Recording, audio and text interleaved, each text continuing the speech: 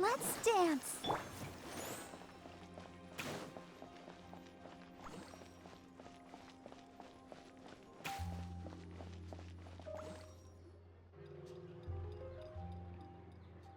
This shop looks popular today.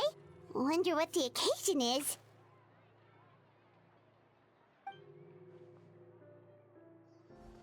Butterfly Dew Cosmetics now on sale. Huh, looks like it. Oh, Sigewinne's here too!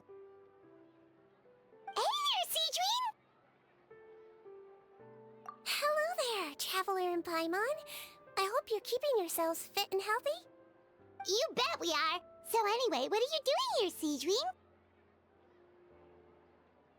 The Duke insists I take regular vacations in the Court of Fontaine. This one just so happened to coincide with a promotion for a new skincare product, so I came over to take a look. I like to keep up with the latest industry developments when I can, to help me with my magazine articles. Wait, you write? For a magazine? Which one? It's called Beautés en Fleur, and it's run by the Fontaine Beauty Association. I've done lots of articles about skincare for them, using the pen name Maritime Flower. Oh, wow! You're a maritime flower? If Paimon's not mistaken, you're one of the leading figures in the Fontaine Beauty Association! What's so weird about that? Everyone loves beauty! I really like this role. The staff at cosmetic shops are always so polite. And as long as I wear a big smile on my face, I always get the best customer service. Well, they sure don't want to make an enemy of the Maritime Flower. Obviously, it's because of Sigewinne's love for beauty. Still a leader of the Beauty Association? That's incredible. The truth is, I study this field because I cherish my own appearance. It has nothing to do with being beautiful or not. Oh, the words of a master beautician defy comprehension! Oh, wait, you're saying that natural beauty is the highest form of beauty, right? Not really. Actually, Melusine aesthetics are very different from human ones. We don't view humans based on their appearance. If I had to describe our approach, I'd say it's based on cuteness. Oh, really? Yep. Still, I really value my current appearance, and in the process of taking care of it, I've ended up learning quite a lot about skincare and stuff. It turns out, my knowledge and experience is pretty popular with beauty product lovers. It came as a big surprise to me, though. Oh, Paimon gets it now. But speaking of your appearance, how come you look human anyway? Are you like only half Melusine?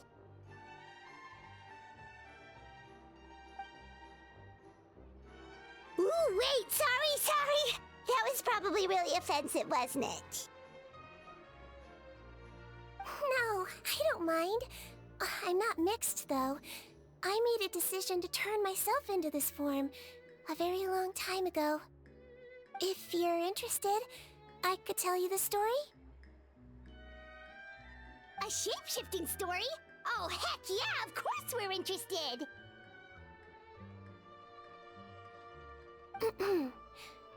Once upon a time...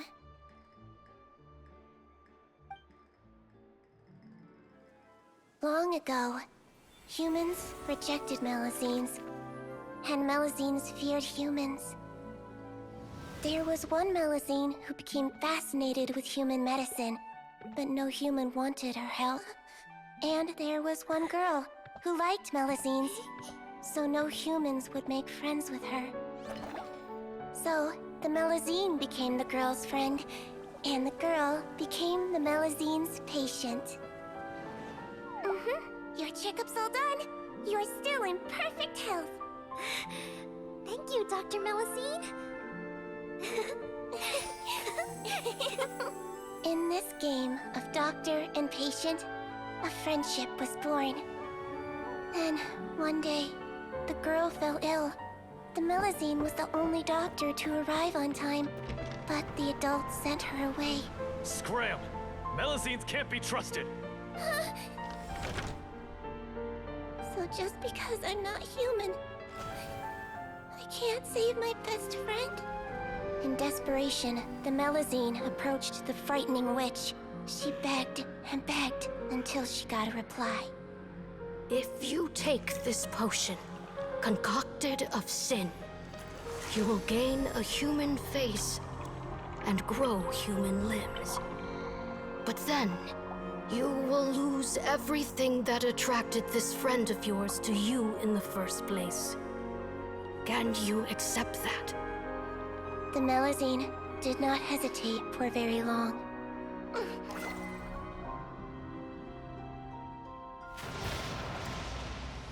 On a rainy night, a little doctor knocked on the girl's door.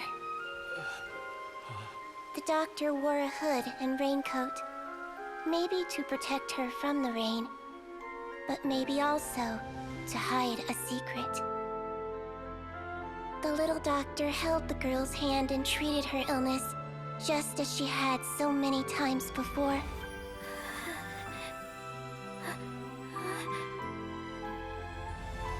Dawn came, and the little girl's condition improved. But the little doctor was long gone, for she knew her friend would never recognize her again. And so, since then, I've lived my life in human form. Most people who know me just think I was born this way. Ooh. A witch? A potion? Why does this sound like a fairy tale? Trust me, it's a true story. Must be the way you told it then. It just sounds so... yeah. Not every Melusine would take human form to save their human friend. That must have been a huge decision. Treating patients is a doctor's duty. We must always find a way, even when the going gets tough. Ugh. It's so crazy that they turned you away just because you were a Melusine, especially when their daughter was so sick. Well, sometimes appearance can be a real barrier. But that was a long time ago. I like how I look now anyway.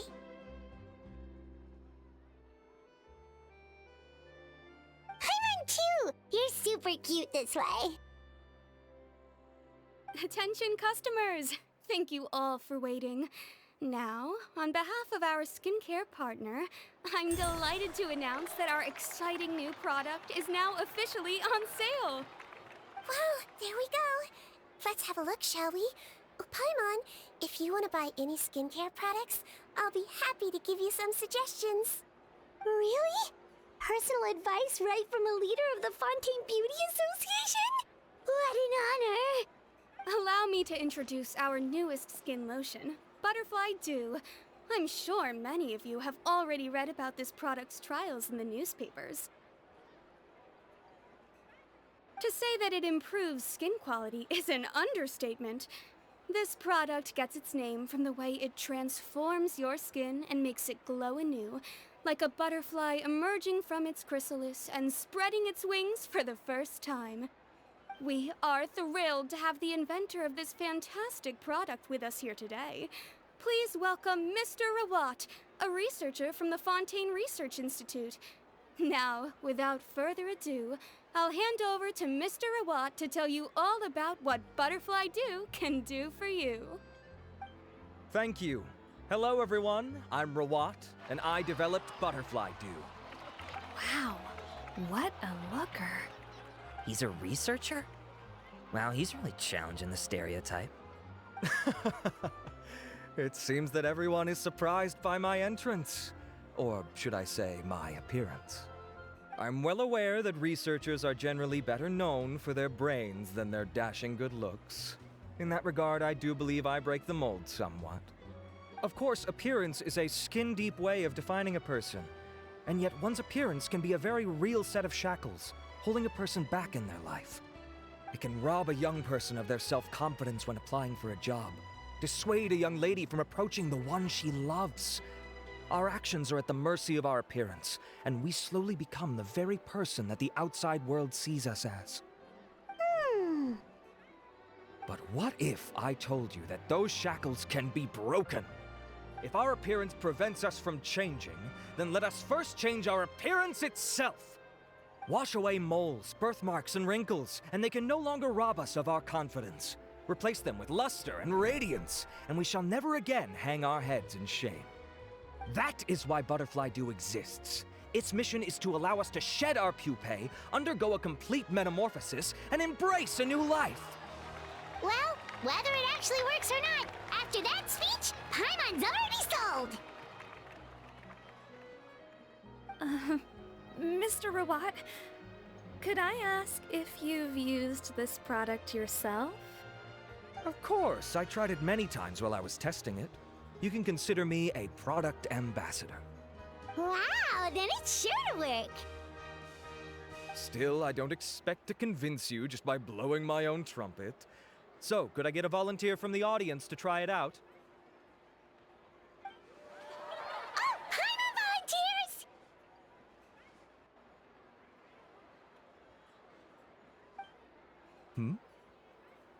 Oh!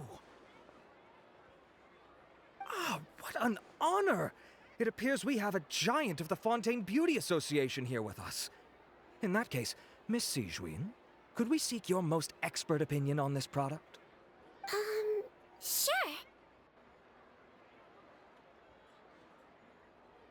Whoa, is that Romaritime flower? They say she's the pickiest user of skincare products in all of Fontaine. Here you go.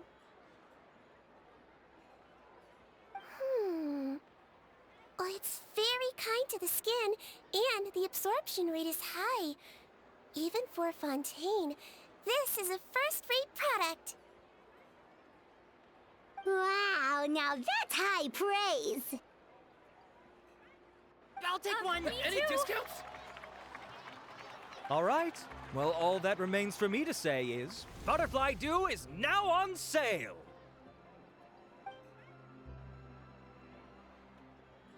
Think we should buy a bottle too? Aww, really? Well, it's still good to care for your skin though, right? Paimon definitely feels kinda rough from being exposed to the elements all the time. And if you're worried about whether it's the right product for you, well, luckily for us, Sigewinne's here, so we can get an expert consultation.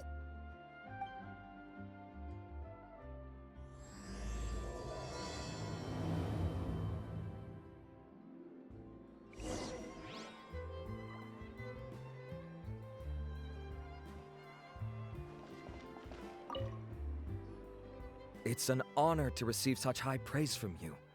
To be honest, I was also hoping you might be able to point out some flaws in the product so I can keep improving it. With most skincare products, the pros and cons only become apparent with long-term use. Yet, this one has instant benefits, improving skin quality without any obvious side effects. It's one of a kind.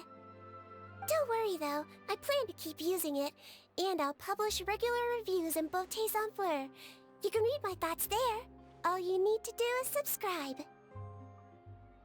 Oh, I was hoping for a more casual conversation, but you are a beauty association leader after all. I understand if you want to keep this professional. Sigewinne! Oh, excuse us, Miss Beauty Expert. But do you think this product is a good choice for me and her?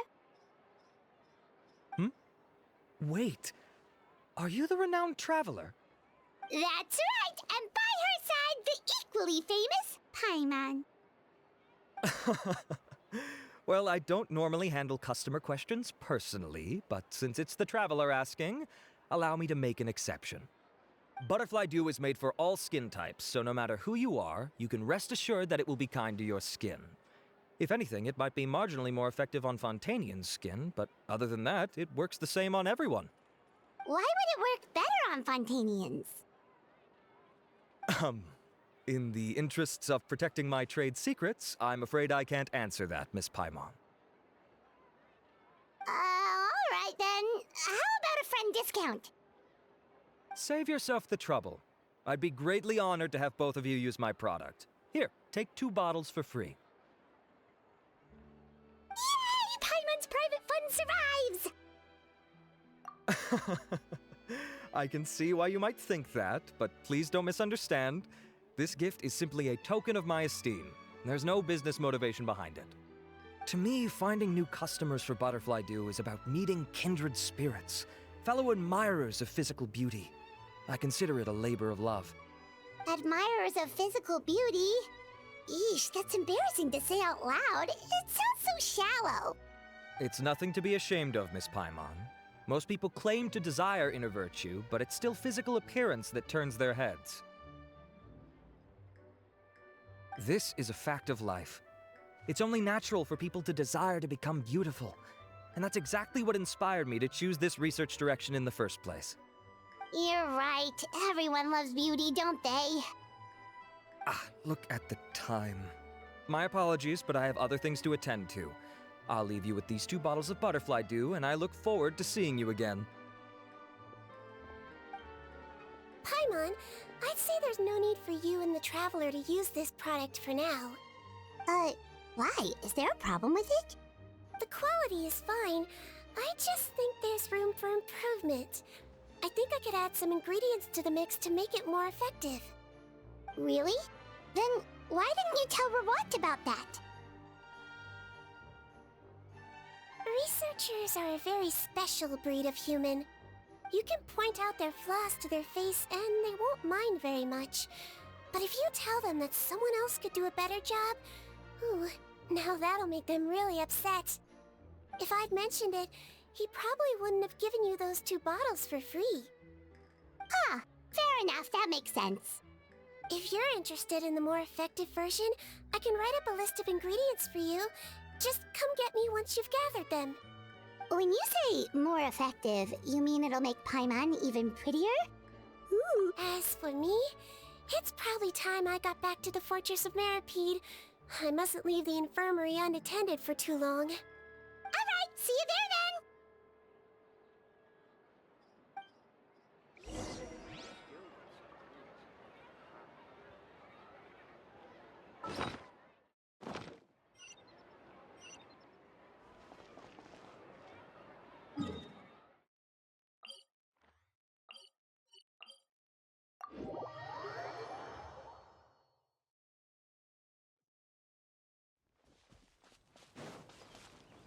Just up ahead, Traveler. The ingredients for Sigewinne should be nearby.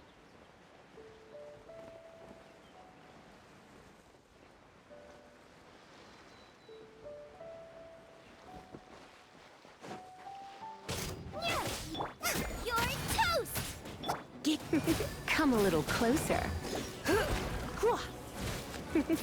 Come a little closer.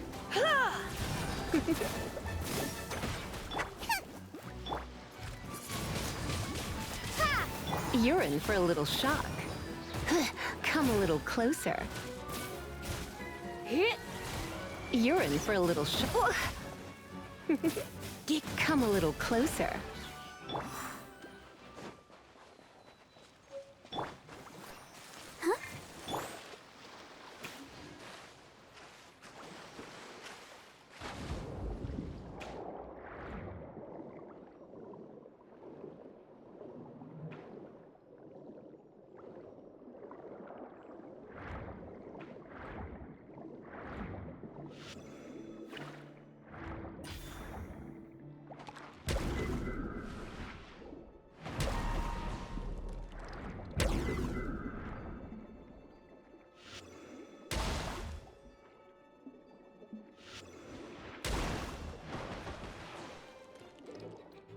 Great! That's everything! Let's head to the Fortress of Meropide!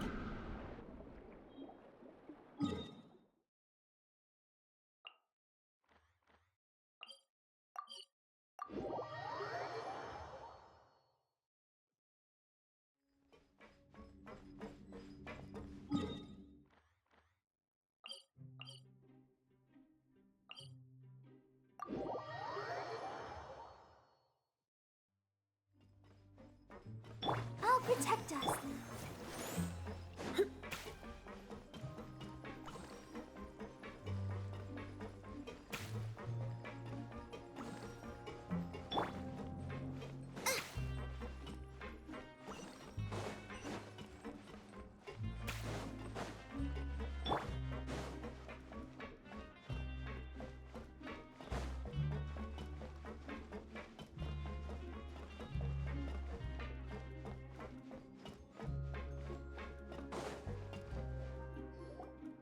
Whoa, the infirmary is packed!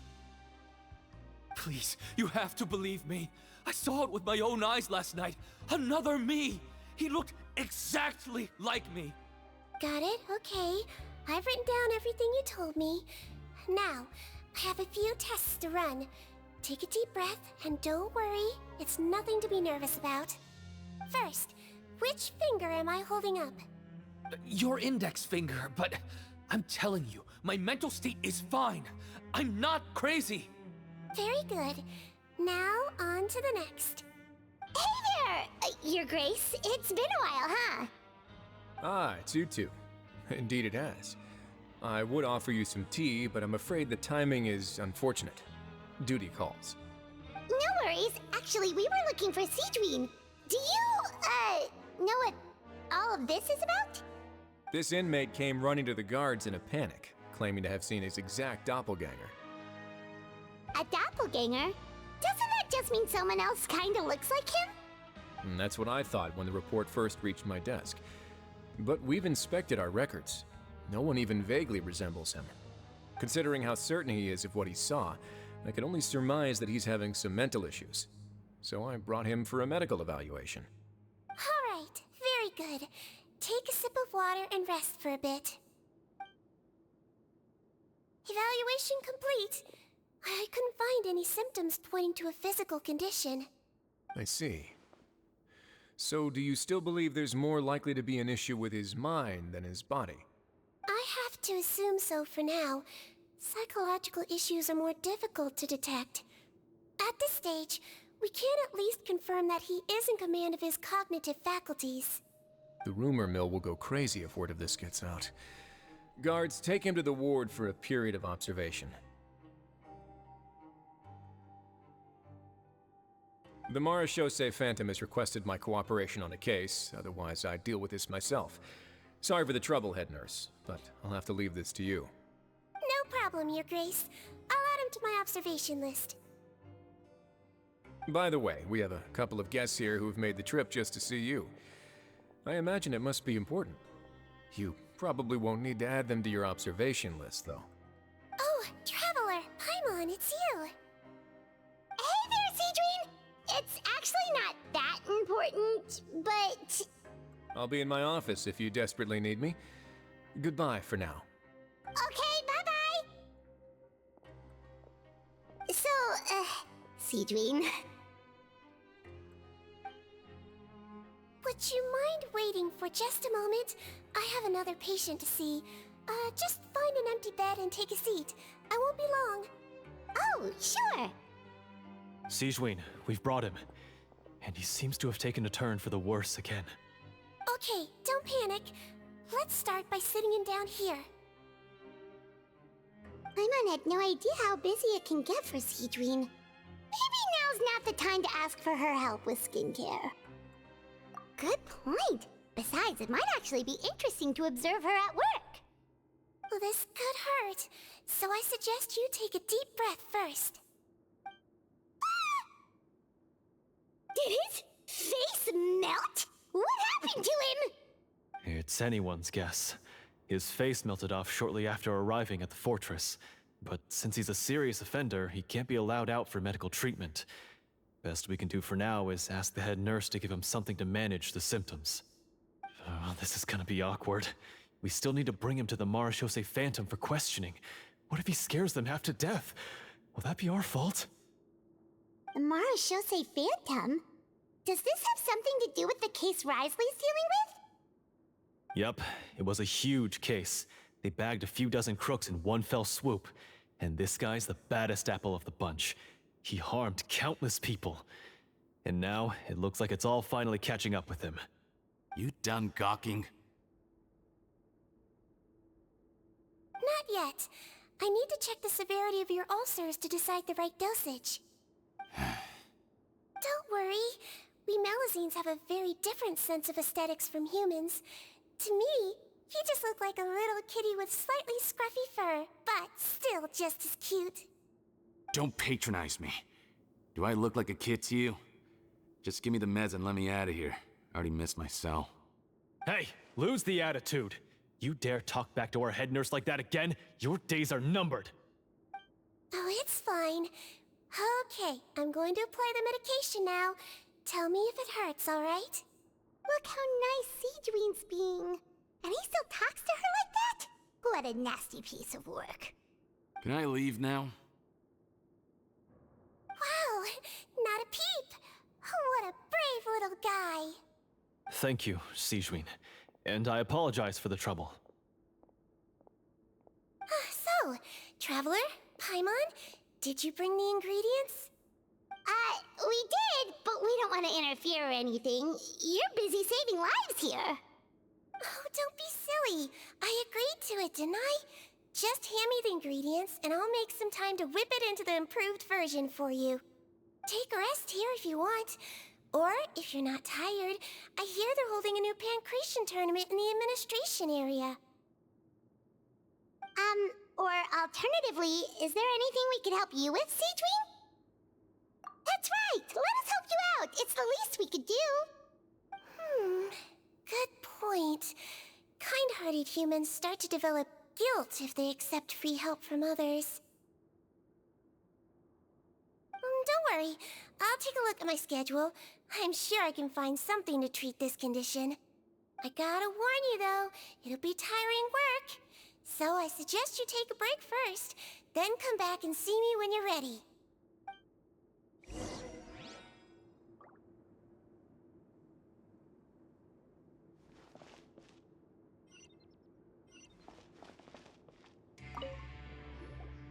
We're ready, Sigewinne! What's our first mission? I found the perfect job for the Traveler. First, I'd like you to lie down in this bed.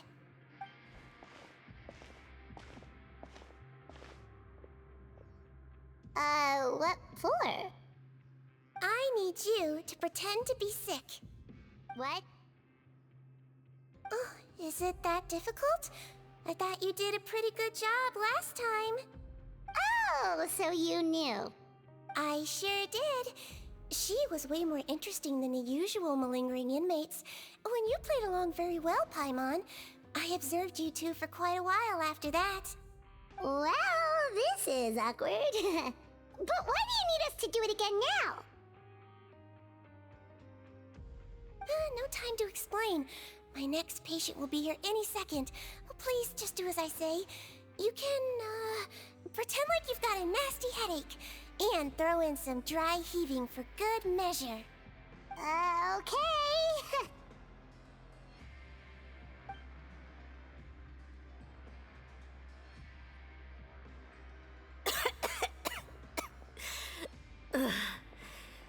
Hey, Doc. It's me.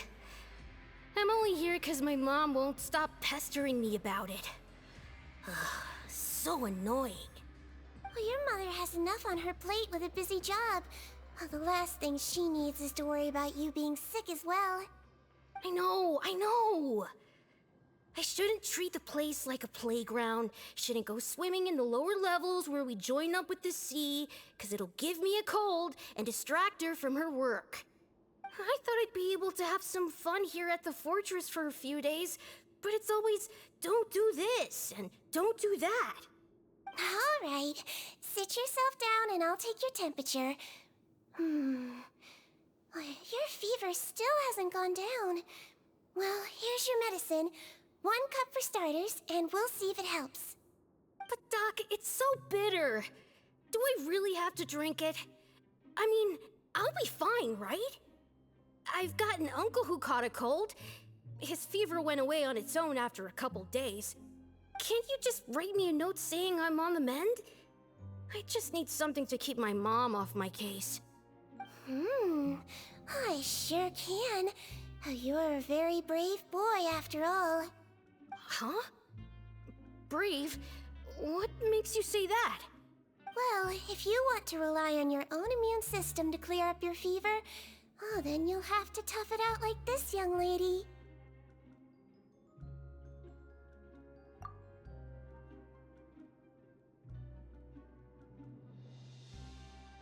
Hang in there, Traveler! Are you gonna puke? Paimon can get you a paper bag! Huh? As long as you're tough enough to get through the nausea and dizziness caused by the high fever, you'll be right as rain after just a few days' rest. And if I'm not tough enough? Hey! Wake up! Wake up! Put it this way. At least you'll never have to see the doctor again, right? I think maybe I'll take that medicine after all, if that's okay. Oh, of course. Here, it's still warm. It's so bitter. All done. Great job, you two. That kid really doesn't know what's good for him. His mother's a guard here. She's been working back-to-back shifts lately, but unfortunately his father's away on a business trip right now. She had no choice but to bring her son here for the time being. He was quite happy at first. He seemed to think that the Fortress of Meropide would be all fun and games. So you made us put on that act just to scare a kid into taking his medicine? That's a pretty sneaky trick. Seems like there's a whole side to Sigewinne we never knew about. It's a technique I learned from my teacher. Oh, you had a teacher? Was she a Melusine doctor too? She was human. She passed away a long time ago. Oh, sorry. No, it's fine. I really liked my teacher, so it's always nice when I get to talk about her with other people. She was a traveling doctor, and since she didn't have a clinic, she'd go out and visit her patients wherever they were. Dealing with the badly behaved ones was her specialty. She used to say, if you can scare the little brats into taking their medicine, you won't have to hear them wailing and screeching when their condition gets worse.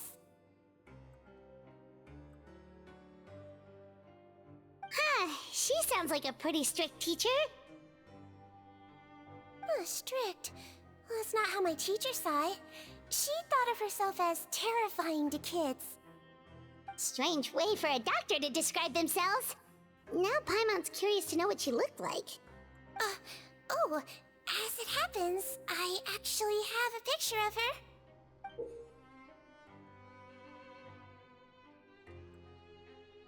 Oh, wow, yeah, okay, that'll terrify the kids. Yep. All the children she treated thought she was a witch. Why does it almost sound like you're envious of her? Oh, because I am. If she was here, all the children would take their medicine without any need for tricks. A doctor who looks like a witch. True, they wouldn't dare try anything funny with her around. Oh, me, on the other hand, it's hopeless. Children aren't afraid of me at all. That's actually a good thing, you know? Oh, my next patient should be arriving now. Would you mind lending me a hand again? Sure thing! On to the next mission!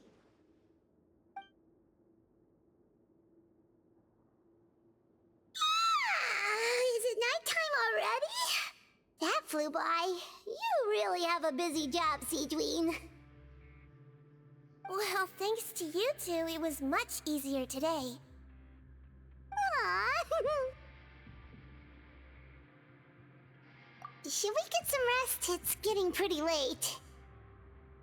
Oh, there is one last thing. I have to keep it confidential, so I usually leave it till after everyone's clocked out. Confidential?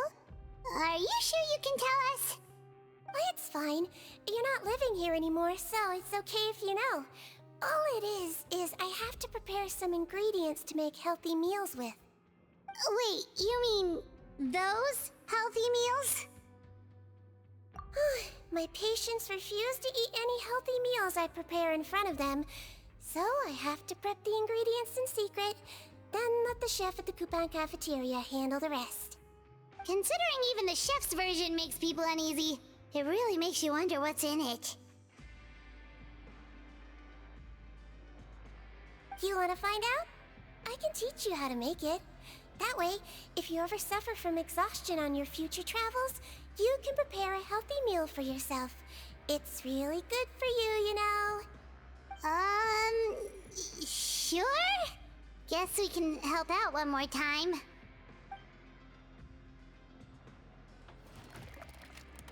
The ingredients are ready. Now, put them on the table and add them in the order I tell you. First, we add this special slime condensate, stir it thoroughly, then pour it in. See that? It adds elasticity. It looks just like tasty jelly, doesn't it? Yeah! Yeah, it really does! Until you remember it's slime condensate. Next up, xenochromatic crystals. You want to crush them up into a fine powder, like powdered sugar. Wait, are those from Fontimer Aberrants? Are you sure they're edible? Finally, we'll need some high-protein meat. Frogs are an excellent choice. You just need to clean their innards, and then you're left with some lovely, tender meat. Oh! Frogs. And we're done. All that's left now is to pack them into lunch boxes and hand them to Walsey. Yesterday in the production zone, I noticed an inmate who's been working for 2 days straight. That means it's a healthy meal for him tomorrow. Sigewinne really does have the inmate's best interests at heart.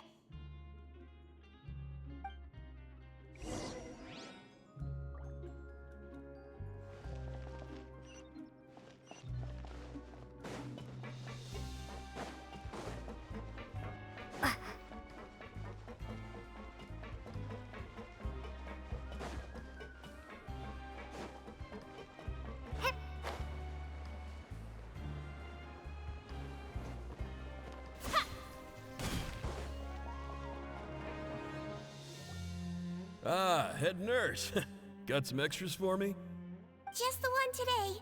The serial number's on the lid. Sounds good. I'll make sure it gets delivered. Sounds like they're talking in code. Thanks for your help.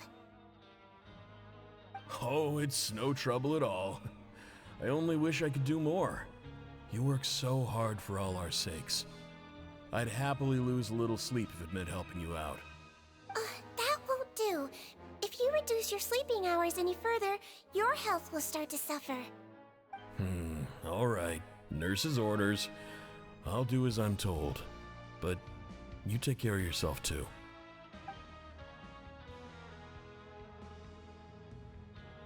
Well, I'm done with work for today. Thanks for helping out, you two.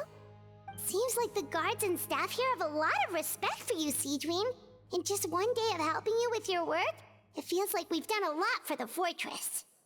Head nurse, please, wait. I'm sorry to disturb you this late at night, but I think you'll agree, this is urgent. Okay, just relax and catch your breath. What's the matter? The guard at the observation ward, Odilon, he told me to pass on a message to you. One of the inmates there, the guy suffering from possible hallucinations, well, he seems to have made a sudden recovery, and now he wants to apply for permission to leave the ward. Huh? Already? You were right to tell me. I'll have to examine him and make sure he's well before we discharge him. Looks like we've got one job as medical assistants left. We'll come with you.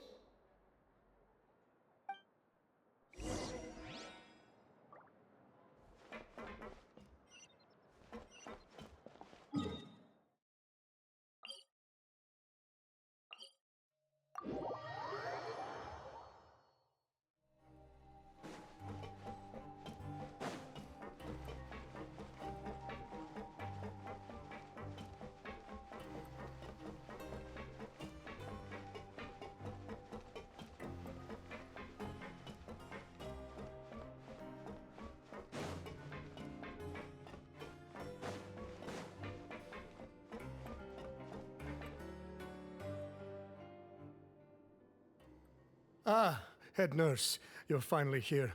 I'm so sorry for all the trouble I've caused you, but I believe I've now made a full recovery. After giving it some thought, I'm sure that I was probably just seeing things. Stress-related, I imagine. I'd been working long hours, so I definitely wasn't in the best state of mind. I totally understand. Still, I have to give you an examination before I can discharge you, okay? So, take a deep breath and don't be nervous. It'll be the exact same procedure as we did this morning. We can start whenever you're ready. Again, so sorry. I was in such a state this morning, I barely recall anything. Would you mind taking me through it again? Oh, not at all. It's a lot to remember. First up, we have a little cognitive test. Just concentrate and you'll be fine. To start with, which finger am I holding up? Your pinky.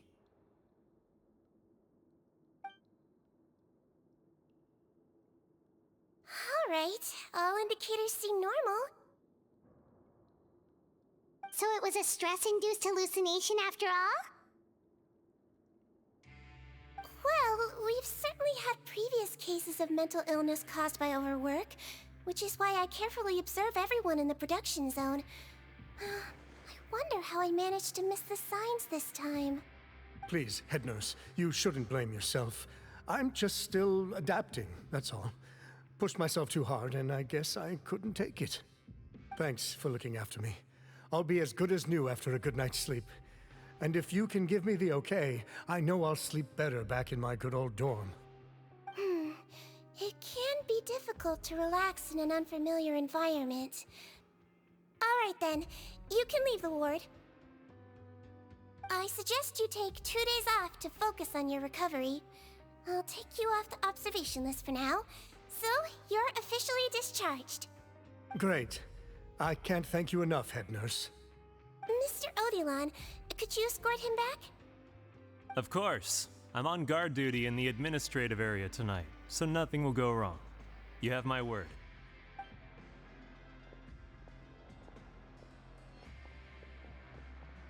Guess you're finally done for the day now, huh? Yep.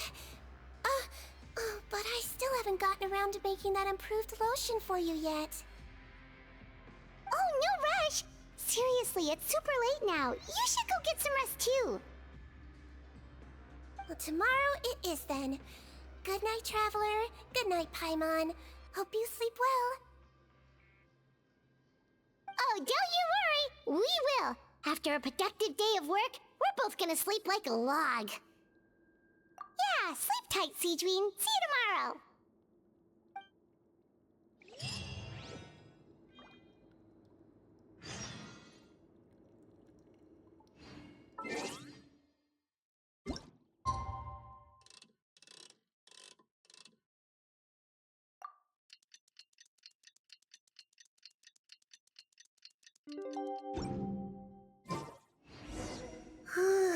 Paimon really did sleep like a log. Let's go find Sigewinne.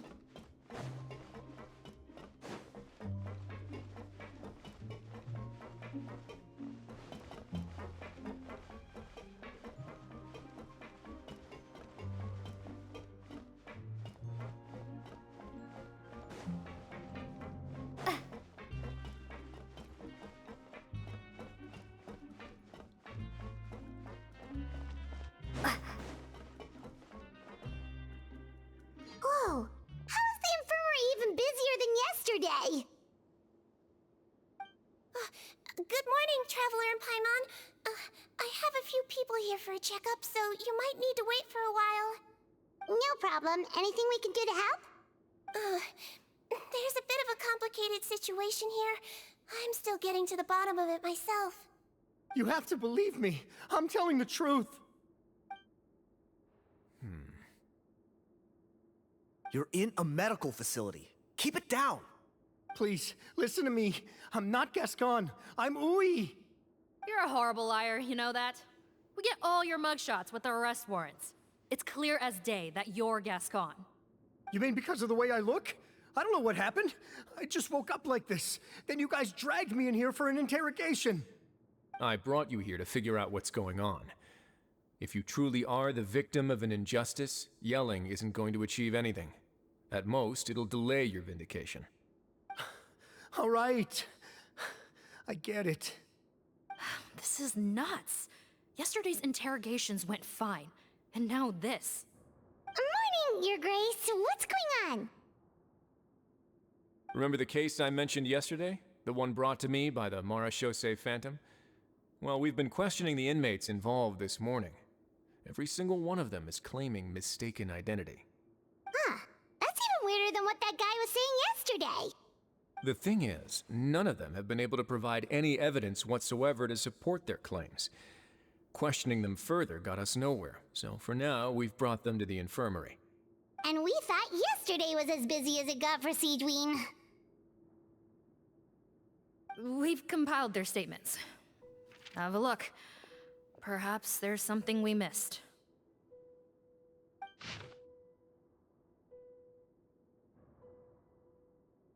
Wait. Release? Interesting. The inmates they spoke of in their statements appear to all be due for release today. I noticed that too. If that's their plan, they're underestimating us a little.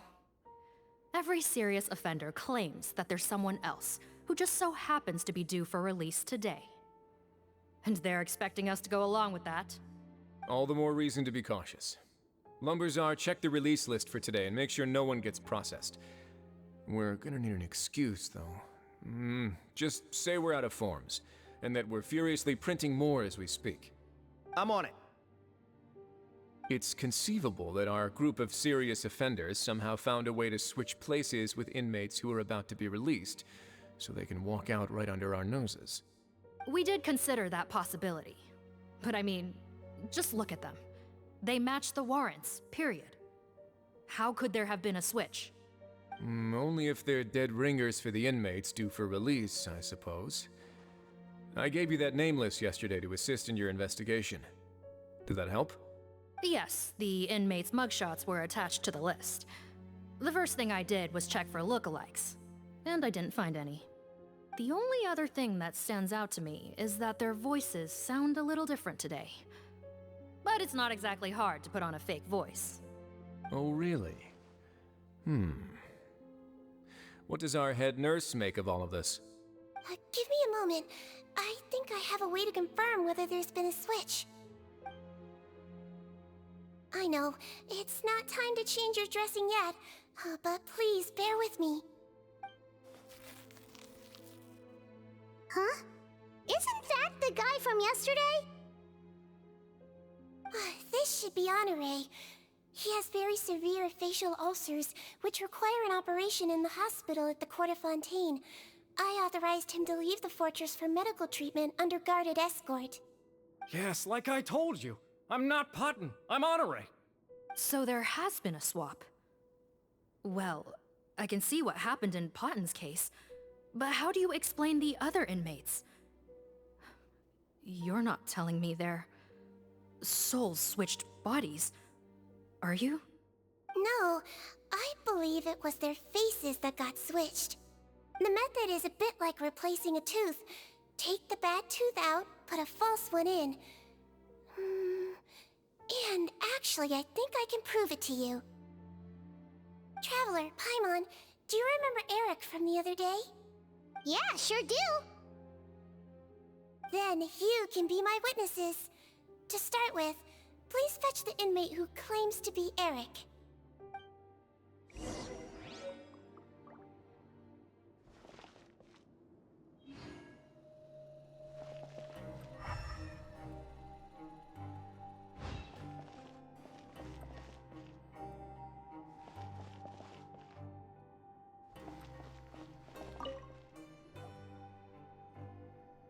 So, you're Eric? Yes, head nurse. It's me. You do believe me, right? I need to do another examination on you. Same procedure as yesterday. All right. It's the cognition test first, right? So I need to concentrate. Now, try to recall if you can. The last time we did this test, which finger did I hold up? I believe it was your index finger. But that means... Huh? So, basically, last night, the Eric who said he saw another him suddenly recovered and applied to leave the observation ward. Sigewinne did another test before letting him leave, but that time, she held up her pinky finger. Huh? I don't know about any tests last night. There was nothing to do in the observation ward, so I went straight to bed. Then I somehow woke up in a high-security cell. Well, in that case, there is a reasonable explanation for the strange events of the past 2 days. So, what exactly happened? The gang of serious offenders wanted to break out of prison, so they identified a group of scapegoats, namely inmates whose terms were almost up, and planned to switch appearances with them. Last night, when Odilon was on duty, they ambushed him and had one of their group switch appearances with him using their face-swapping method. That allowed them to avoid scrutiny from the other guards. Then, once all the other inmates were asleep, Odilon spent his night shift carrying out the remainder of their switcheroo plan. However, they made one mistake. Henri changed his appearance to match Eric's earlier than he should have done, and ended up being spotted by the real Eric.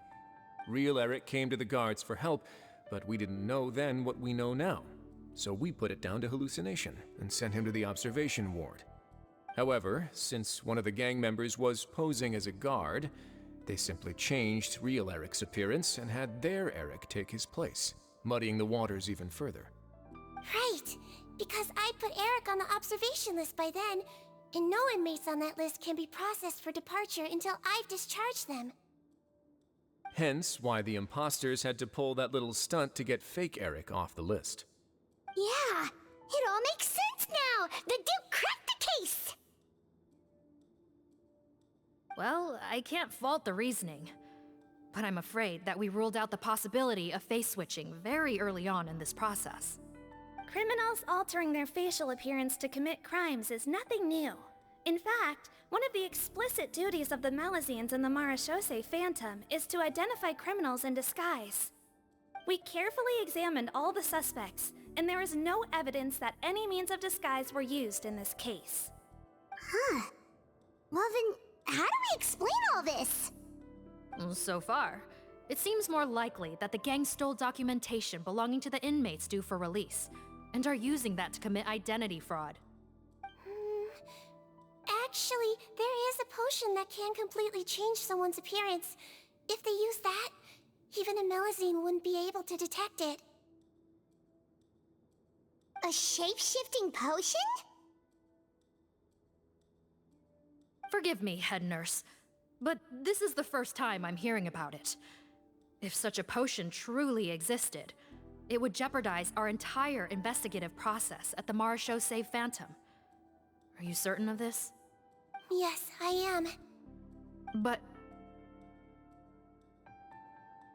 Please, trust me in my professional opinion as an experienced clinician. At the same time, without any solid evidence, it's pure speculation. If we can round up all the inmates suspected of switching places, then have a little talk with both sides, we might just get our answer. Yep, let's do that. Okay. Well, it was our negligence that meant we had to come and conduct these post-internment interrogations. And I know it's put you out. We'll do it your way. Your Grace, bad news. I paused the releases like you asked, but we were too late. A bunch of people already got processed 2 hours ago. I checked the list, and sure enough, it's all the people who gave statements. 2 hours ago? That's before today's interrogations began. They had this all planned out. So there really was a switch after all. They really pulled the wool over our eyes on this one. We should be able to catch up with them if we leave now, right? Not if that potion is real. They can just switch faces again after leaving the fortress. And if the Marechaussee's Melazines can't even spot them, we wouldn't know where to start searching. Yikes! So we're at a complete dead end!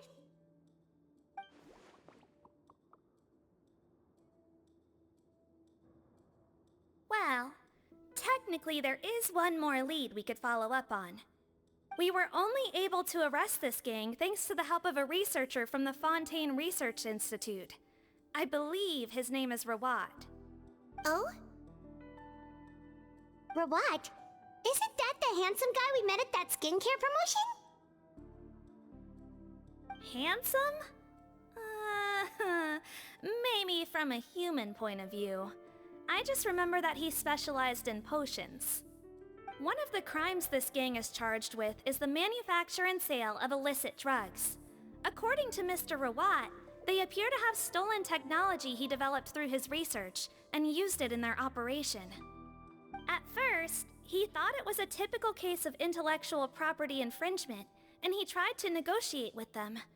But once he discovered their criminal operation, he reported them to the authorities. Thanks to his report, we were able to swoop in and arrest them all in one go. What a hero! Bet that took courage on his part. No doubt. This is worth following up on. As the one who snitched on them, it's highly likely that Rawat will be targeted by the escapees. That aside, since he's negotiated with them in person before, there's a chance he'll have some additional information for us. Understood, Your Grace. My team and I will head to the Fontaine Research Institute right away. In the meantime, please keep an eye on the face switch victims for us.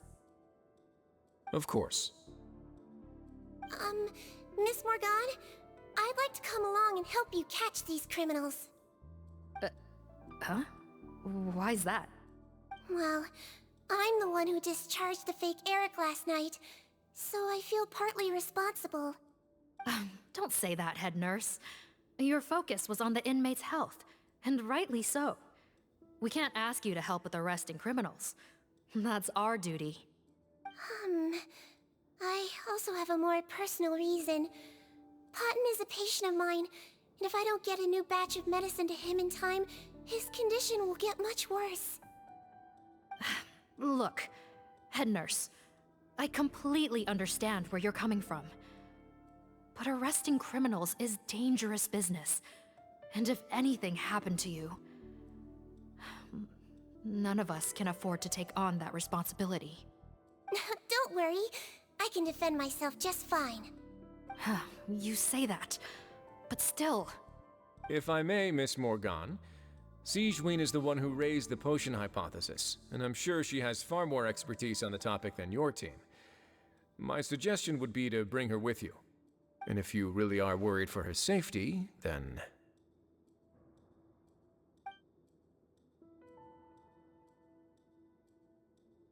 Ah, there you go, right on cue. Knew I could count on you.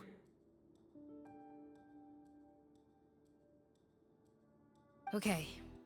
Well, since this plan has the Duke's blessing, far be it from me to refuse. We should head off immediately. Time is of the essence.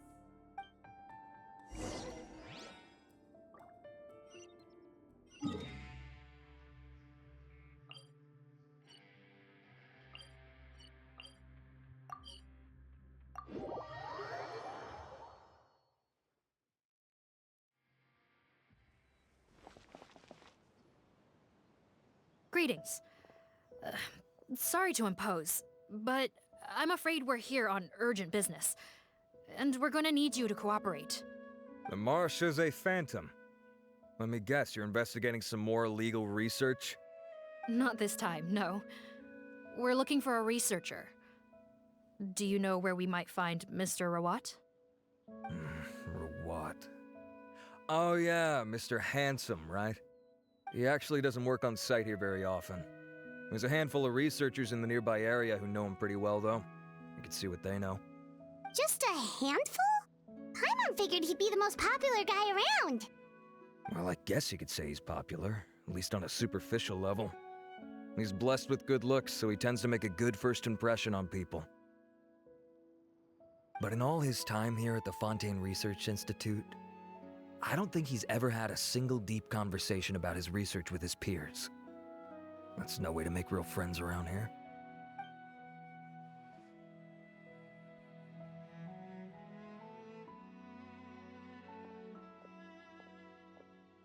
That's so weird.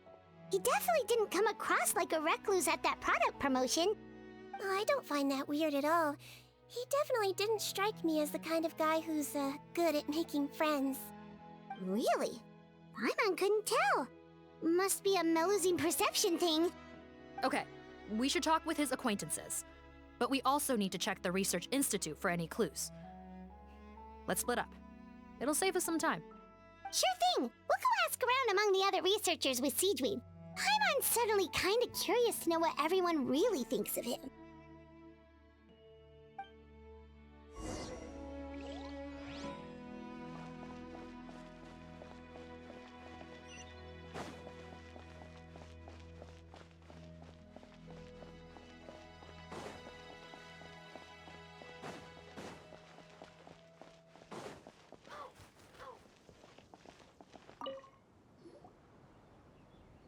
Excuse us, are you Audrey?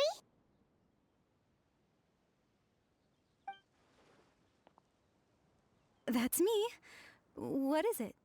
Are you close friends with Rawat? We're trying to find out where he is. Close friends?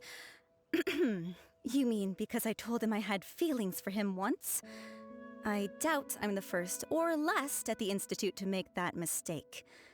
Why would you single me out as a close friend? I should have known, really. Men like him, they just enjoy being surrounded by fawning women. They're not interested in a serious relationship. Okay. We were just kind of wondering if you might know where we can find him. Why would I know where he's at? I barely know him, and he probably doesn't even remember me.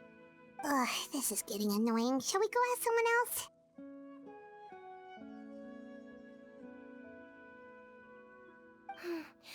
I think she knows Rawat better than she cares to admit. If we leave now, it might be a wasted opportunity. Maybe, but we're not going to get much out of her while she's in this state, are we? She's displaying symptoms common among people in love, if that's what you mean. But I know a cure. It's curable? Oh, we're still no closer to finding Mr. Rawat. Oh, by this point, he could be in grave danger. Danger? Wait, why are you looking for him again? Oh, that's right, yeah!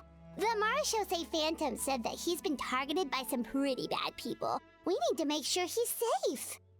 What? How has this happened? He seemed fine when I last saw him, and that was only a couple of days ago. Just happened to run into him, of course. Oh, I see. Well, do you have any thoughts on where he might be right now? Okay, but this is purely out of concern for his safety. If he's not at the Institute, he might be at his mother's place. I heard she raised him alone, that they had it pretty tough financially, and these days she's housebound due to illness. He makes regular trips back home to check on her.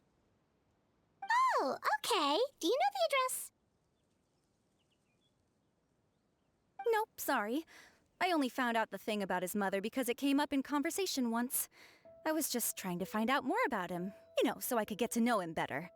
When I told him I had a crush on him, I offered to help him take care of his mother. And yeah, maybe that was a stupid idea, but did he really have to yell at me for it? It's like, fine, I can take no for an answer, but what's with the temper tantrum? Unbelievable. These guys only want to show you their charming, well-groomed exterior. They can't stand it when a few home truths shine through. Looks like her love syndrome is flaring up again. We need to find out Mr. Rawat's mother's address.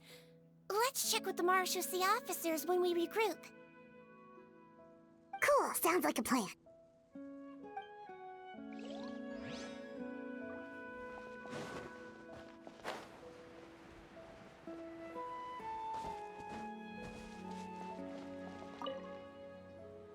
Hey there, are you in Teep? What do you want? We're here to ask about Rawat. Any idea where he might be? We were told you were pretty close with him. Close? Not sure that's the word I'd use. He wouldn't even let me use his patent. Huh? It's been a good few days since I last saw him. I don't know where he's at. Go ask someone else. Would Would the patent in question happen to be related to the new skincare product he developed? Yeah, kinda. Butterfly dew, or whatever he calls it. I heard he made a tidy sum off of that one. Okay, now we're getting somewhere. Keep going. Most of the other researchers here focus on mechanics, energy, stuff like that. I get why he wouldn't be interested in having anything to do with them. But I'm studying coatings. There's a huge overlap in our areas of research. Why would he refuse to work with me? I bought his product once and noticed it contains a unique substance that might have applications in coatings too. If it worked out, I could probably make as much as he's making. Don't get me wrong, I had no intention of plagiarizing his work. I was hoping to get official permission to use his findings in my own research. Followed the proper procedure. It was all above board. I would have had to pay him a license fee and everything. But despite that, he turned me down not once, not twice, but 3 times. It's like he's vehemently opposed to the idea of anyone else making the kind of money he does. Huh, so is Rawat antisocial, or is this guy just jealous? Well, it doesn't look like we're gonna get any info about Rawat's whereabouts from him. Let's go! Wait, 1 second. Mr. Antibes, next time you go shopping, you should buy some Buell fruits.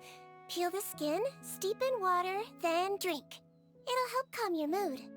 Huh? Yeah. Thanks.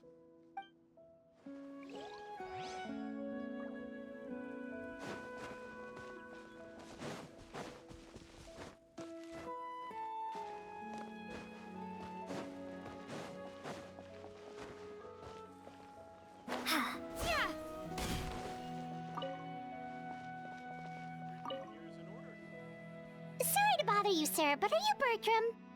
Who's asking? Just some concerned citizens helping out the Marechaussee Phantom with an investigation. We'd like to ask you about Rawat's whereabouts, if that's okay. We're told the two of you are pretty close. Not anymore, we're not. Turns out we don't see eye to eye. Oh yeah? What happened? The thing about us researchers is, most of us do what we do for some sort of higher purpose, but not Rawat. All he cared about was how to commercialize his findings. He won't even let you work with him unless you sign a confidentiality agreement first. Also, he has better control over who gets which intellectual property rights. How are you supposed to get any meaningful research done working with a guy like that? Now that I've got my own technical solution for my compressor, I don't need to work with him anymore. So that's what Rawat is really like. We'd still like to know where to find him. Is that something you can help us with? Wait, Yeah, I know you. You're the head nurse at the Fortress of Meripede. Alright, then I'm happy to help you if I can. I respect the work you do. Medicine serves the highest purpose of all the sciences. Wow, turns out Sigewinne's got some real clout. Thing is, I have no real way of knowing where he might be. I stopped working with him 2 months ago, and I've barely seen him since. But if you want my advice, I'd say go talk to the peddlers. There's a few he meets with every other day or so. Maybe they know where he's at. Peddlers?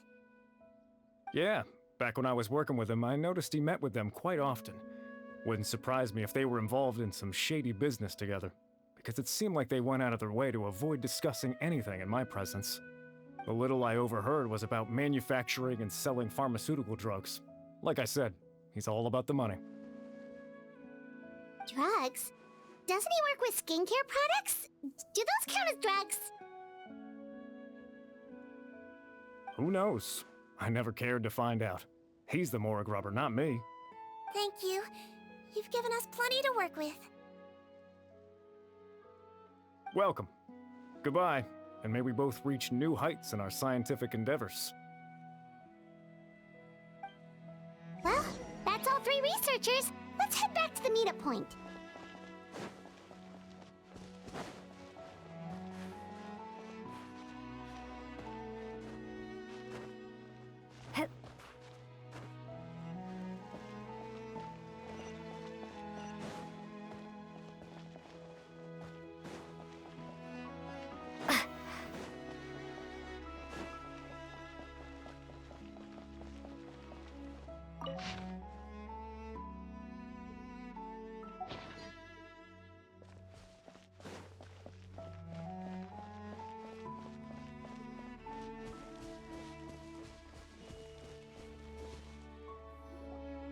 You know, Paimon started out thinking Rawat was a handsome researcher with a friendly and cheerful personality.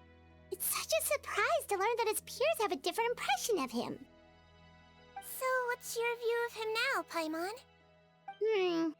A handsome researcher whose difficult upbringing turned him into a profit chaser with a chip on his shoulder? So your thoughts about his appearance haven't changed at all? Well, his looks are kind of a big deal. At least in Paimon's opinion. How does such a handsome guy end up being so antisocial? Even with his difficult family background, it just doesn't make any sense. You can't judge a person solely based on their appearance. Head nurse. Traveler. I assume you've spoken with the researchers. What did you find out? Bertram mentioned Rawat's involvement with some pharmaceutical merchants. Do you know if he's registered any pharmaceutical brands? Since he was a whistleblower on such a huge case, I ran a background check on him. I don't remember there being any brands under his name. How strange. If he was so focused on commercializing his research and averse to sharing his technology with others, why wouldn't he have registered his own brands? Maybe he and his business partners needed to avoid public scrutiny? You think he may have colluded with the gang? Well, the crime was manufacture and sale of drugs, and that would certainly be in his wheelhouse. We can't rule it out. Isn't that pretty unlikely, though? He was the one who blew the whistle on them! Most children who come to me with tooth decay have suffered pain for a long time already, but they'll still try to hide the fact that they eat too many sweets. Grown-ups and children aren't so different in that regard. If you say so. I saw him when he came to make his report, and I certainly didn't get the feeling that he was the type to collude with criminals. Perhaps it's more likely that they were coercing him. You mentioned that he comes from a poor family. So, it's possible that the criminals approached him asking for academic support, luring him in with the promise of riches. By the time he discovered who they really were, he was in too deep. They had leverage on him, so he was forced to keep working for them. I've seen it happen many times before. That does make a lot of sense. It would definitely explain why he was so unwilling to cooperate with his fellow researchers. No wonder he's so unsociable. He must be on edge all the time with a gang of crooks breathing down his neck. In that case, the situation could be worse than we thought. If Rawat was working with the escaped inmates, they're sure to know more about his whereabouts than us. Oh, there's a good chance they'll get to him before we do. Based on the information we've gathered so far, he was last seen 2 days ago. If no one's seen him since, maybe we're too late. 2 days ago? So he went missing right after that product promotion. That was the same day he reported the criminals, too. Not a good sign. Don't worry, everyone. I believe we still have a chance. Since he disappeared right after blowing the whistle, it's likely that he's gone into hiding. Yeah, he must have been worried that they'd come for him. All the more reason to find him as soon as possible. The only lead we have at the moment is his mother's house, which you mentioned earlier. Seath, think you can find the place? Yep. When you register a brand, the Court of Fontaine requires you to provide a legal address. The one Rawat wrote down was in the outskirts of the city. That should be the place. Okay, then there's no time to lose. Let's move.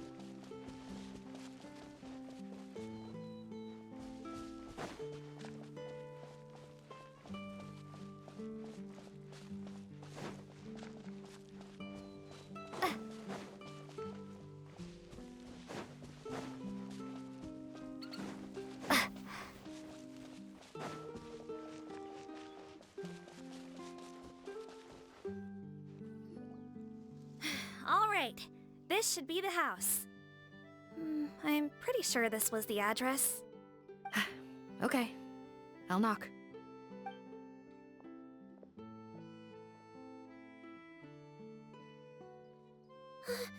Sounds like whoever's inside has restricted mobility. Oh, it seems serious. Oh, what's the fastest way to get this door open? Break the door down? No, I'll handle it. Let the expert deal with it. There'll be a mountain of paperwork if we damage a citizen's property.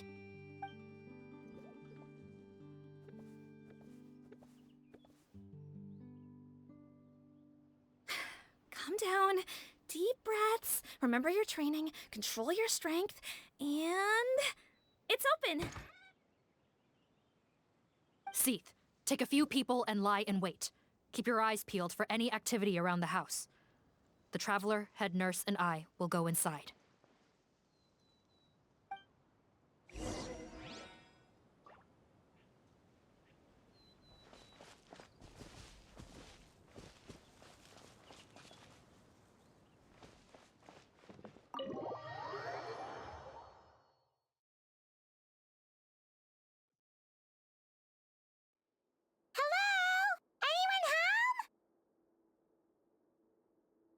Oh, there. On the bed, there's an old lady. That's gotta be Rawat's mother, right? She doesn't look like she's in any state to be answering our questions, though.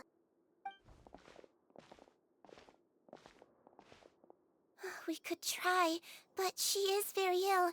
We mustn't force it. Well, doesn't look like Rawat's here. She's the only one we can talk to. Yep. Allow me. Hello, ma'am. Might I ask if you're Rawat's mother? We are trying to locate him.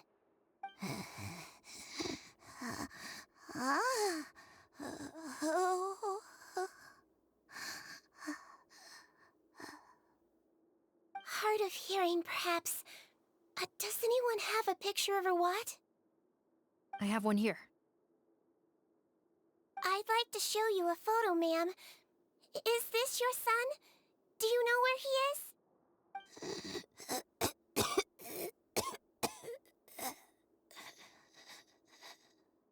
Looks like this isn't gonna work after all. Well, looks like we're out of leads.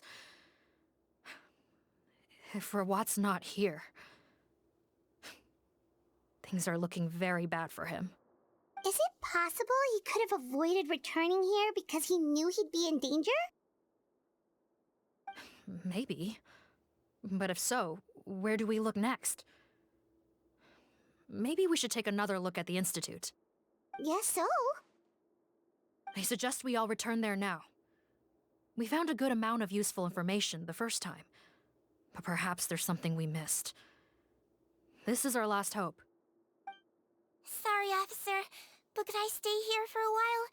This patient requires some care. Of course. Traveler, stay with the head nurse. You're technically here as her assistant after all. Also, I'd like some Marechaussee members to stay as well, and keep an eye on the area. Why's that? If Rawat knows how serious his mother's condition is, he will return. Got it. Okay. I'll tell the squad members in hiding to stay put and keep a lookout. Thanks for helping me out yet again, Traveler and Paimon. No problem. But when you say her condition is serious, do you mean... Yes, she's barely clinging on to life. Oh. Let me take care of a few things first. Could you pass me the towel over there? Yeah, of course.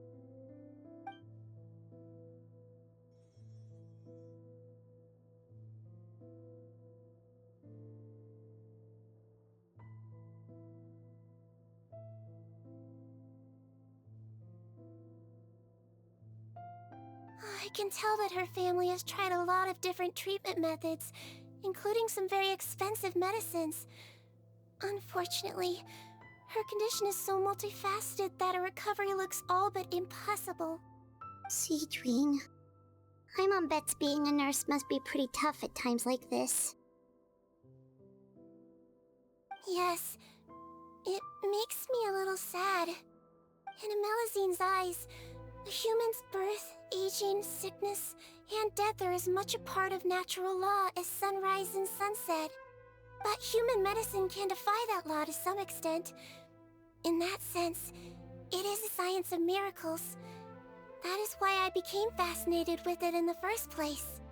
But it was only after I truly became a doctor that I realized miracles don't always happen. Even the greatest doctors cannot cure all diseases. Sigewinne. Well, don't worry about me, Paimon.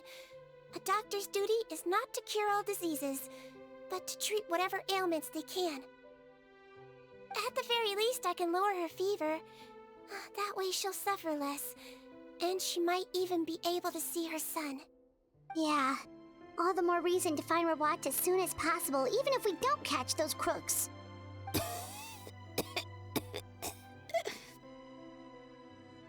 Oh, her fever is getting worse. Could I get some hot water? Sure, we're on the case.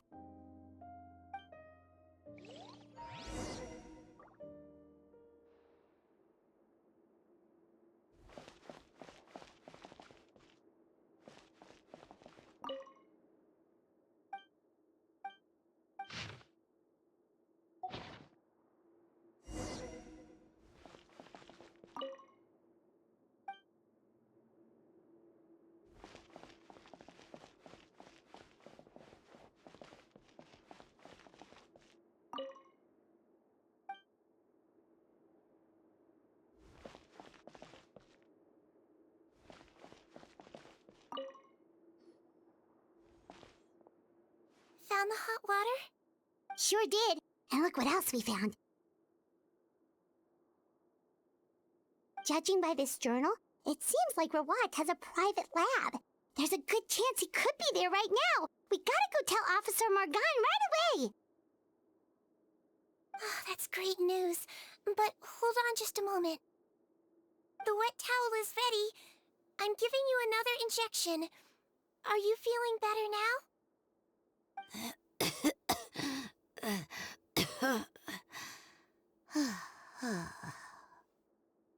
It's all right. We'll go bring him back. Please hang in there. Thank you.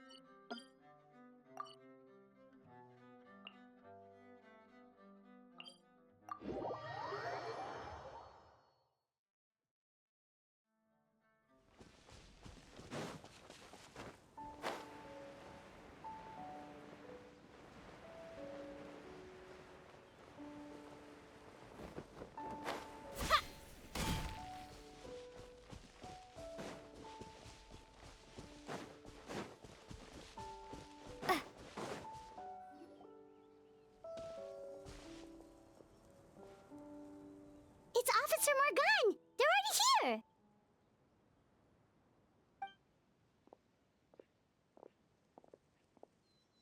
We came as soon as we heard the news. I can't believe we were so careless. The most crucial information of all was hiding right there, in that room. And we missed it.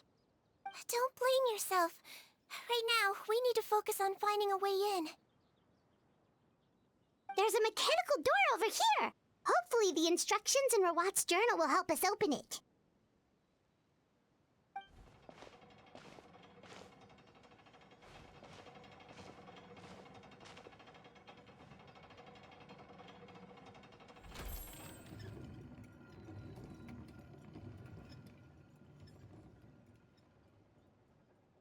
It's open. Let's go in.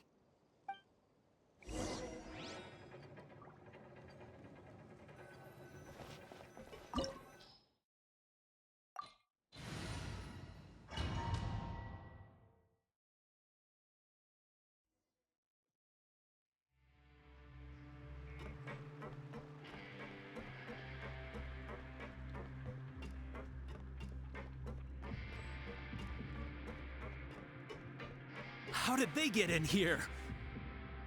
Captain, up ahead! Those look like our fugitives! So they found this place too? Don't let any of them escape! Let's see. You're in for a little shock.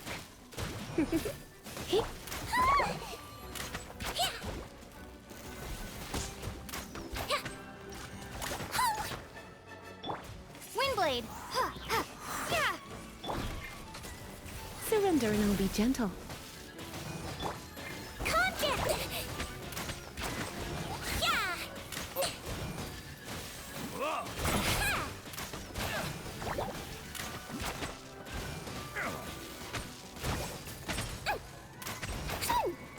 It's some fury! Hold still. Come a little closer.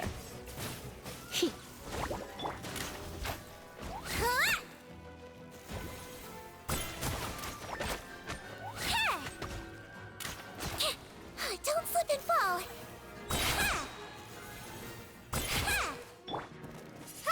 Be gone. Another test subject. Now I'm mad. He might feel a little prick. Hey, yeah! Out of the frying pan, into the yeah! Kill! I got careless.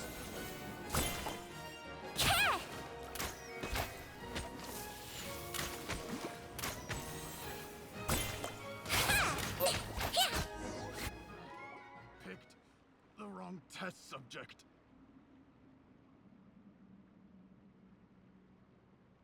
Captain, according to our list, many of the fugitives aren't accounted for. There may be others hiding deeper inside the facility.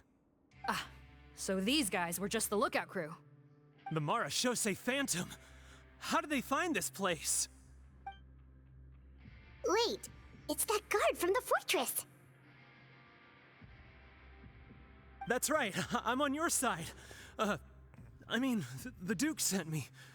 What's the matter? Some sort of mix-up? Mr. Odilon, didn't I tell you a few days ago that you need to stop all field work until you've recovered? Ah, well, you know, gotta help His Grace out. Share the load. Officer Morgan, this man is an imposter. The real Mr. Odilon has no recent health issues. What? But I... Looks like the head nurse was right about the face-swapping method. Arrest them all! DuPont, stay here and keep guard. And watch the exit. If we're not back soon, call for reinforcements. Got it.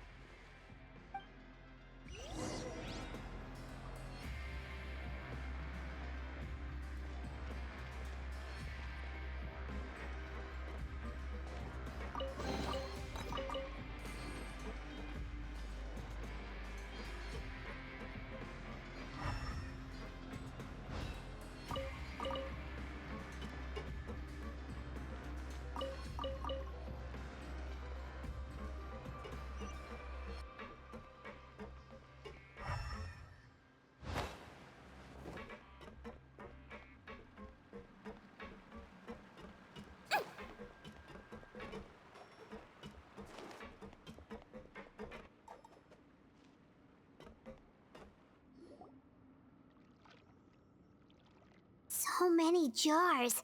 Was this some sort of production facility? This scent, it's probably the ingredients used to make butterfly dew.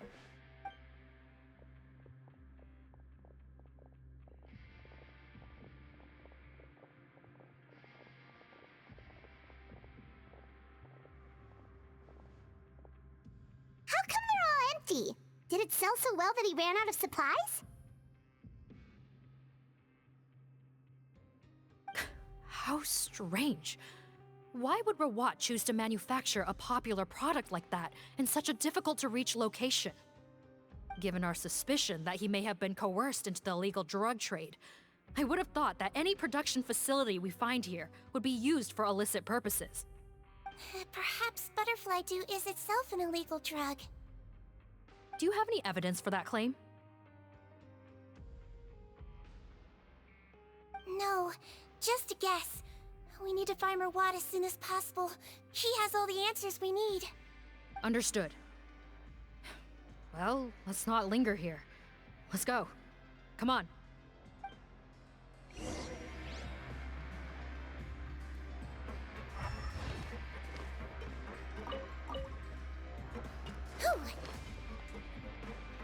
Don't slip and fall.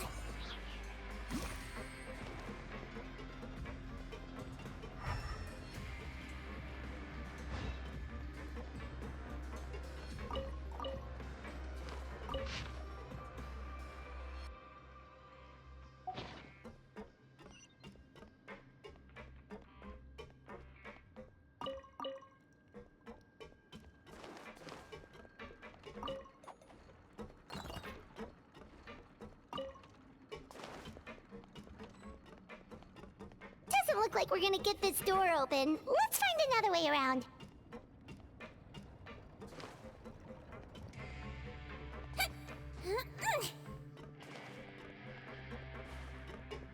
This one's closed too. What's with those carts and tracks? Oh, maybe it's one of those doors that opens when it senses cargo passing through. There's a loaded cart right over there. Let's bring it to the door and give it a try.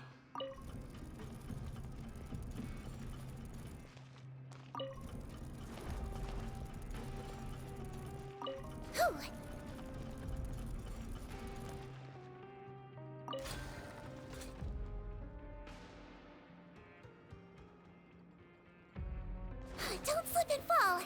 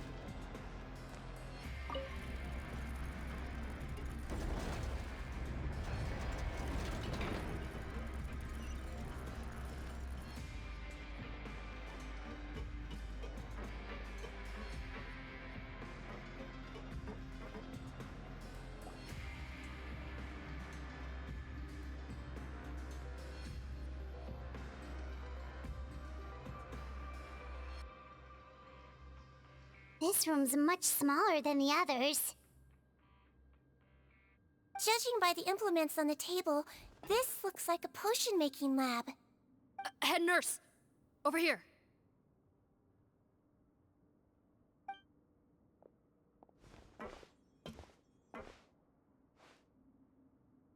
Let's see. Huh? Robot's clothes? Why would he change here? Perhaps they stripped him down, left the clothes behind, and disposed of him somewhere else? Yikes, Sigewinne, where did that come from? Oh, what a tragic way to go. Especially with such a bright future ahead of him.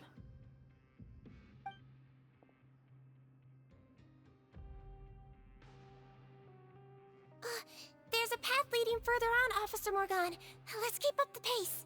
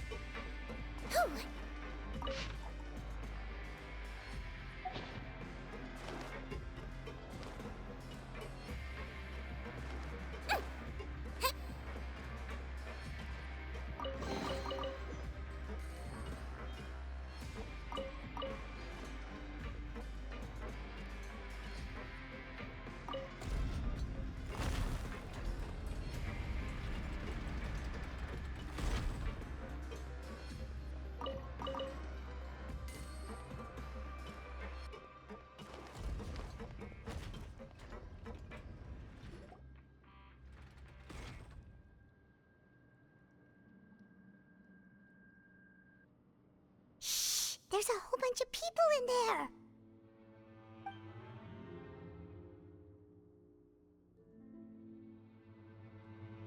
Are you serious? You're telling us that within a day, our faces are going to rot like yours? Fontanian physiology changed dramatically after that great flood, and it's not as compatible with this face-changing solution as before. The side effects are as you can see. Why didn't you say anything before we all used it?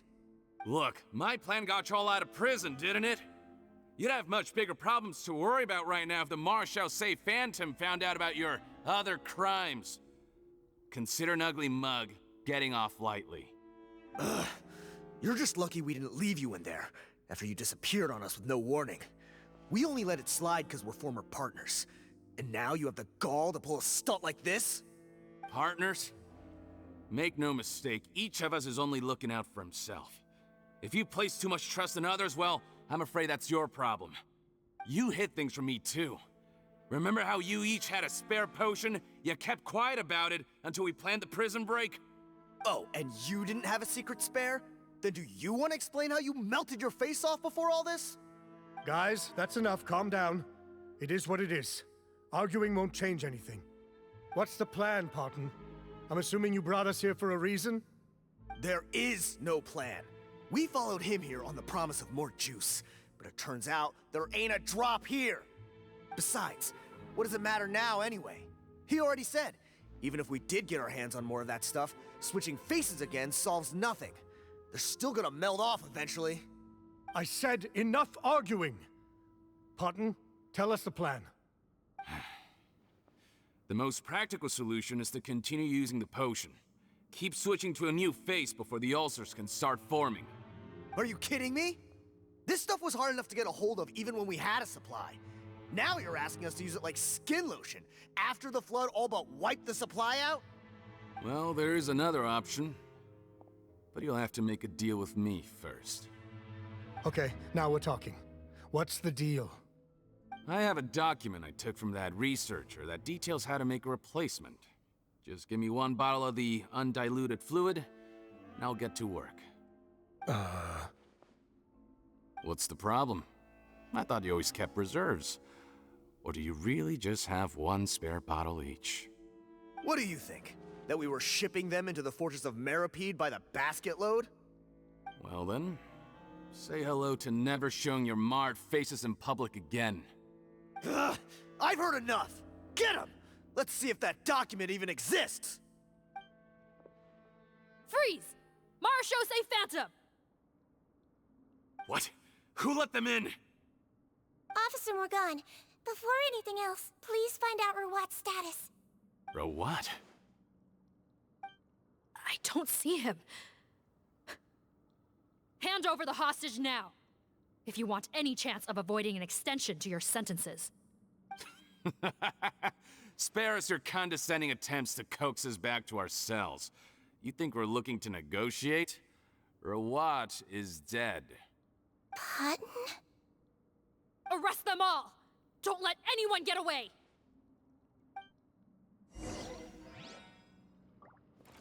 Whew. Calm down! I swear, it's for medical research!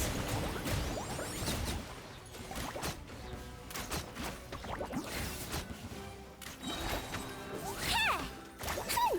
Don't slip it! Let's spark things up a little. Don't be nervous! Just relax! Don't slip and fall! Yo!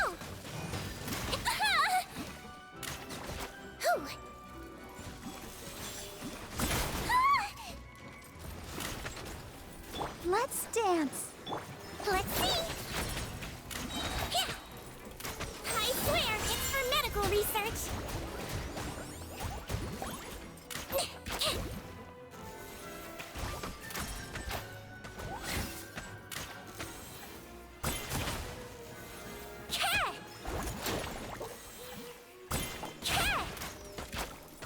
Don't slip and fall. Yeah. Yo.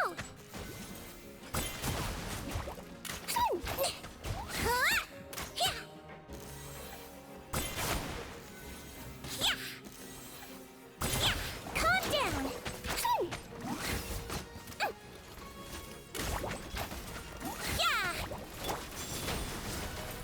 Don't be such a brute.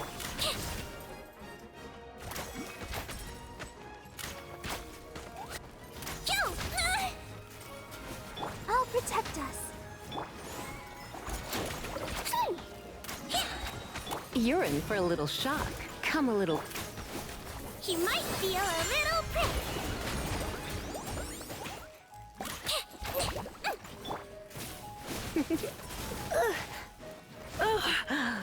You're in for a little shock.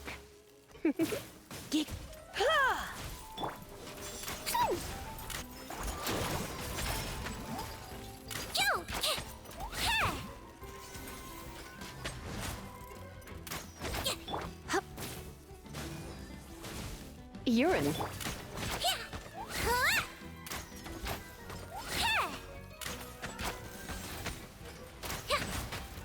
Hold still.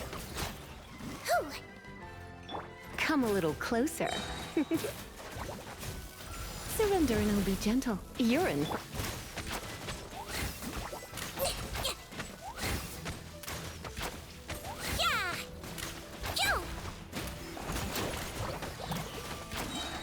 I swear it's for medical research. Huh. Gotta say, I never expected to see the head nurse in combat. Some patients respond better to a more aggressive treatment plan. Did we get everyone? Captain, we finished the head count. Potten's missing. Over there! The door's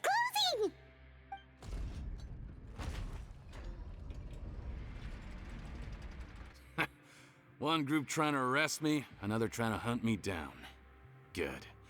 I gotta kill two birds with one stone. How did he get up there? There must be a secret passage somewhere. Find it! Don't waste your energy. I already sealed it off. How naive. We have more people outside. If we're not back out by the agreed time, they'll come to our rescue. Well then, you'd better hope they get here in time.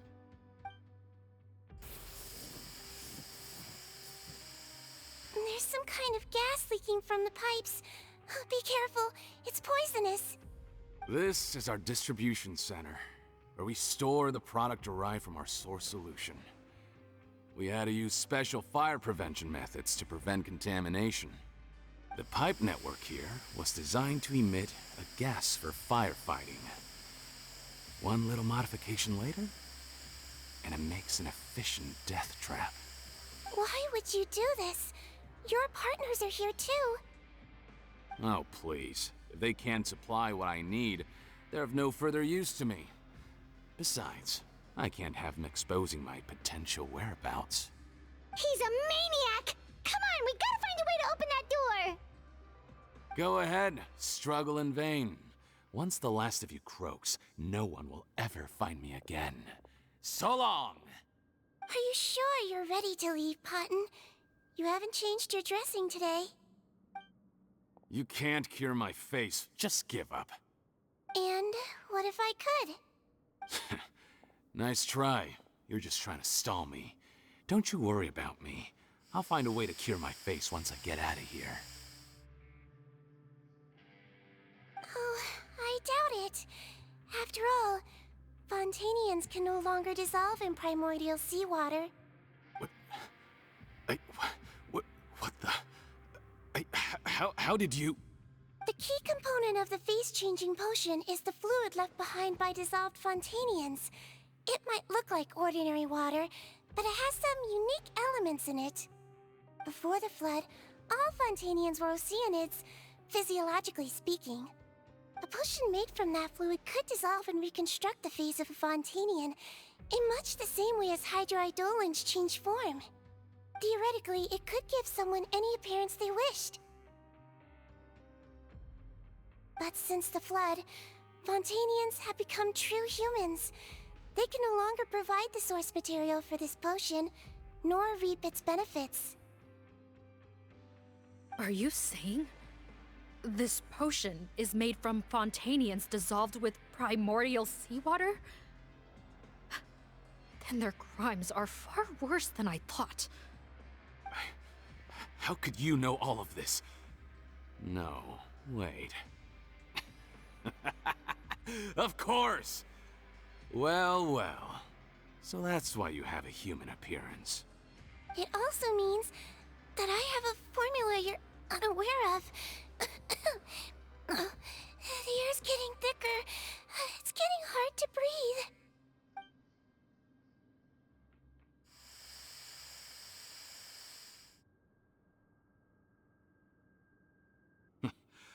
I might get to make a deal today after all. Alright, keep talking. How do you intend to give me the formula? Oh, it's not a formula, but a finished product. I have a bottle of it right here. What? When I tried Rawat's skincare product, I noticed it had a certain special component in it. So I had my friends gather some other ingredients for me, and sure enough, a little experimenting later, I'd produced the potion. I'm guessing his skincare lotion contains the fruits of your joint research? Huh. Impressive guesswork. Yeah, we were a supplier for some of the raw ingredients.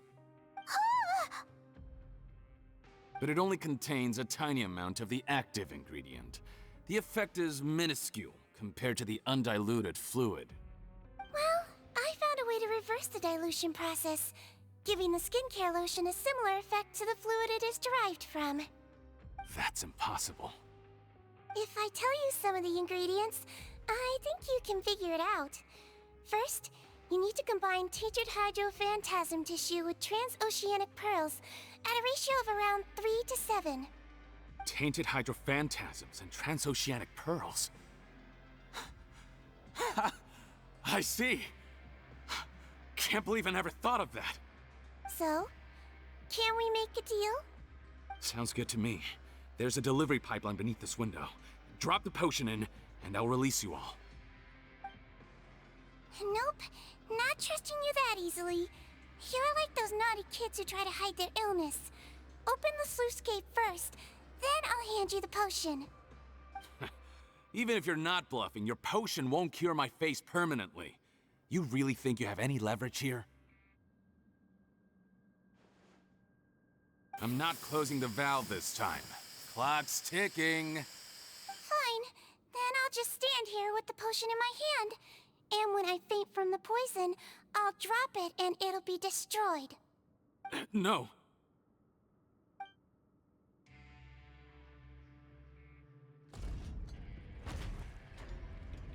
It's open! Disable that sluice gate! Jam it! Don't let it close again! That's more like it.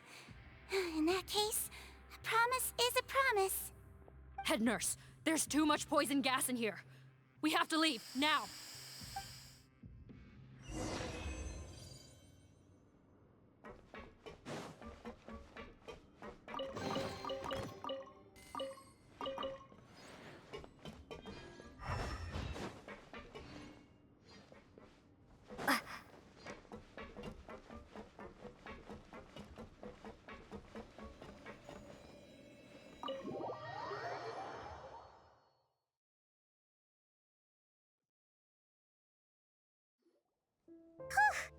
That was too close. That button is a real nasty piece of work. Oh, don't be too quick to sit down. Moving around a little will help relieve the soreness. Same goes for you, Traveler. Oh, but Paimon, you should be fine, right? Flying fast is pretty tiring too, actually. Anyway, that's not important right now. Paimon's still shocked to learn that there's a whole criminal operation going on behind that skincare lotion. Shame I ended up giving the improved version to Potton after finally making it for you. I'll make you some more, I promise. No, please don't. Paimon doesn't want to use that stuff anymore. Still, it was a pretty good job that Paimon wanted to buy some in the first place, huh?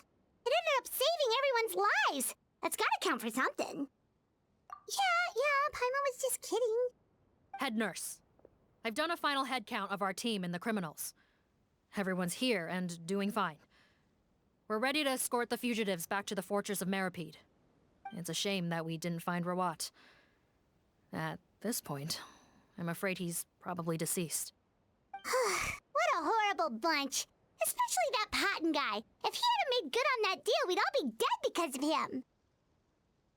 No, we wouldn't. I always keep a whole bunch of antidotes on me for emergencies, and one of them neutralizes that poison gas.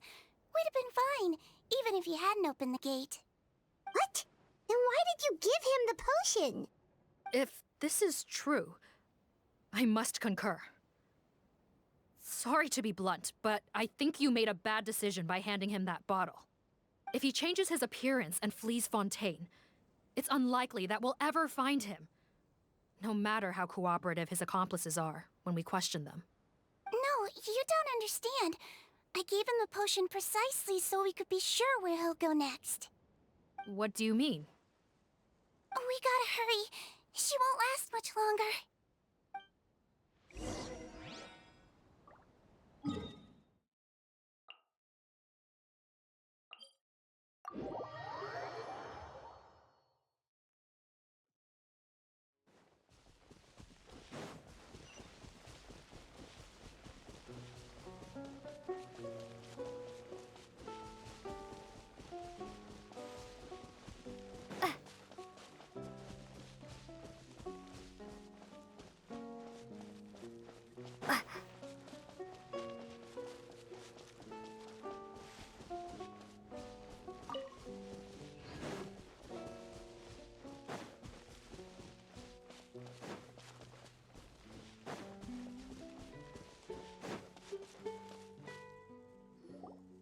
Don't move a muscle. I might be short, but I pack a mean punch. Captain, you're just in time. While I was lying in wait, I spotted this crook snooping around, trying to find a way in. So I detained him. Oh, his face. Are you... Potton? So this is where you were heading, huh? What? This is how Potton looked before his face was marred. His current appearance matches the mugshot on his arrest warrant. I see. Wait, so what's going on? Wasn't the whole point of the potion to disguise himself and escape Fontaine? Why would he change back to his original face and run right into our trap? Enough of this nonsense. Let me in! You better pipe down. There's an old lady in there who's very sick. No way are we letting a crook like you inside. To heck with it. Listen to me. I'm Rawat. That's my mother in there. He's gotta be lying, right? Rawat was a victim in all this. He was forced into it against his will. How can he and this monster be the same person? Forced against his will? That's the funniest thing I've heard all day. Back when I was being coerced, everyone thought I was colluding of my own free will. And then when I actually became a criminal in my own right, you all suddenly thought I must be under duress. Amazing what a difference a handsome face makes. Save us the speech. Explain yourself. You want an explanation? Fine. I'll tell it how it is. When I was just Potton, the whole world treated me with contempt. Ew. What do you want? Get away from me. Women despise me. Collaborate? You don't look like much of a researcher to me. My peers scorned me. Mr. Potton, was it? I'm most interested in your research. Consider my offer carefully. I doubt you'll find other investment opportunities. Only villains would work with me. You want out of the game? Forget about it. Turns out, I slipped up a little.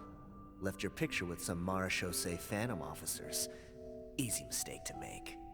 Now they've listed you as an accomplice and drawn up an arrest warrant. So I suggest you put any thoughts of running away to rest.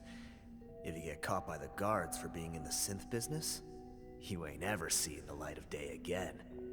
There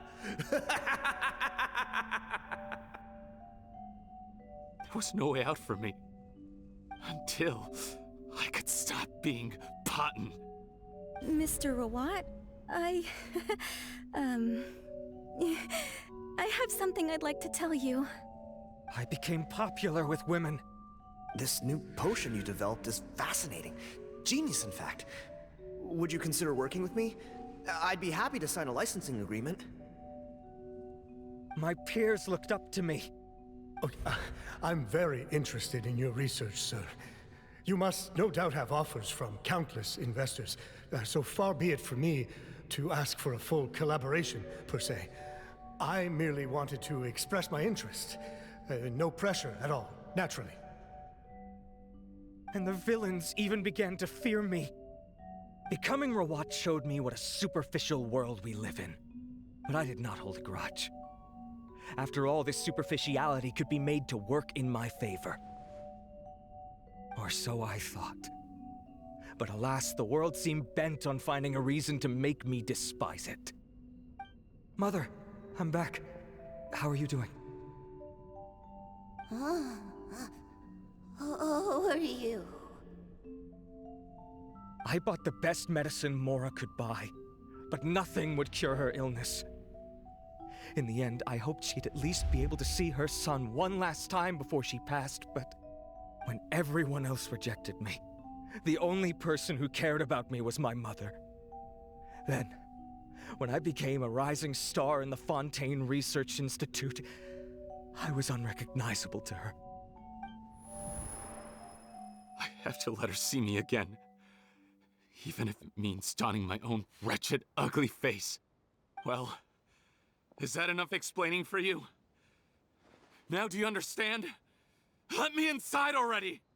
Have you ever considered if you'll even be able to look your mother in the eyes after what you've done? You found a way to completely change your identity. You could easily have escaped from them. But no, you chose to keep working with them. Why would I want to give up on such a lucrative business? The profits were dozens of times that of the synth business, and it was all above board.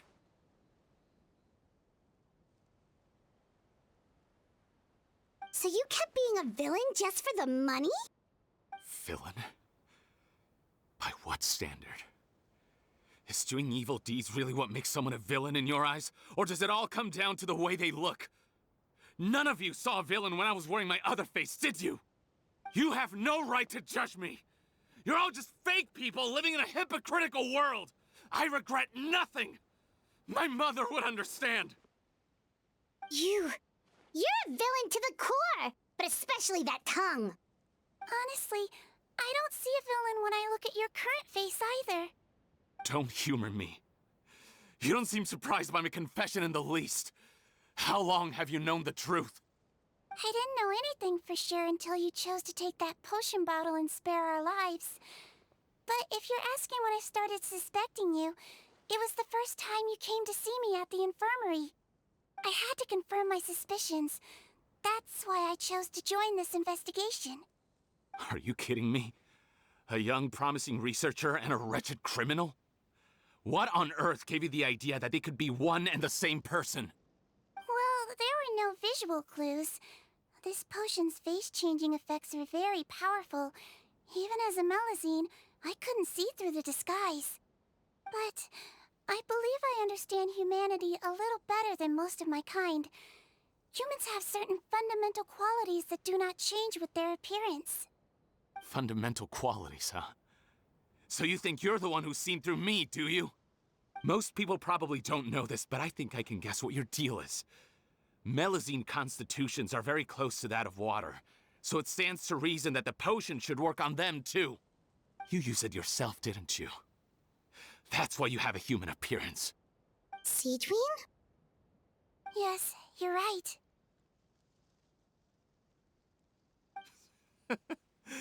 I'll bet it was back in the days when Melusines were discriminated against because of their appearance. It was either carry on living in the gutters as part of an alien race cast out by humanity, or become the head nurse of the fortress of Meropide, revered by all.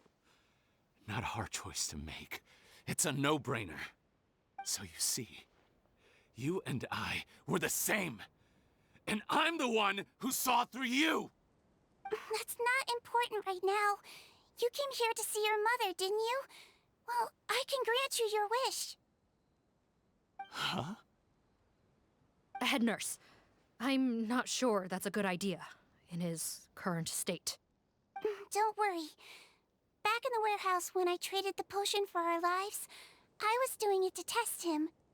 He was willing to risk sacrificing his only chance of escaping capture by opening the gate in exchange for the potion. Also, he could see his mother again.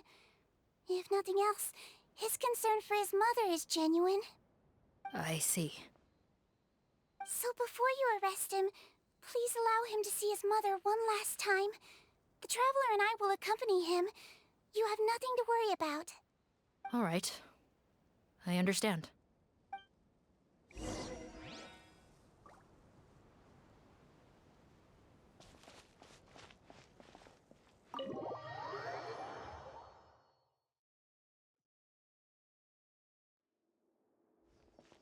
Mom? It's me, Potton, your son. You recognize me now, don't you? Mom, what's wrong? I'm sorry, but I have some bad news. I examined your mother last time we were here, and it appears that due to her prolonged fever, she's lost her eyesight. What?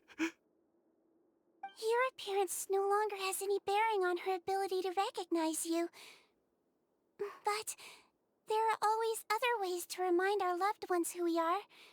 Wouldn't you say? No, it can't be. Please, Mom, open your eyes. It's me, your son, Potton. If you really can't see my face, then here, take my hand. Tell me you feel your son's hand. I've done so much to get to this point. Please, you have to recognize me. No.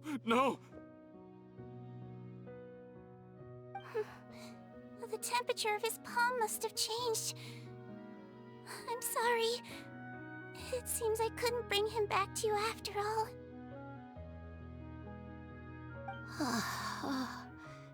It's you.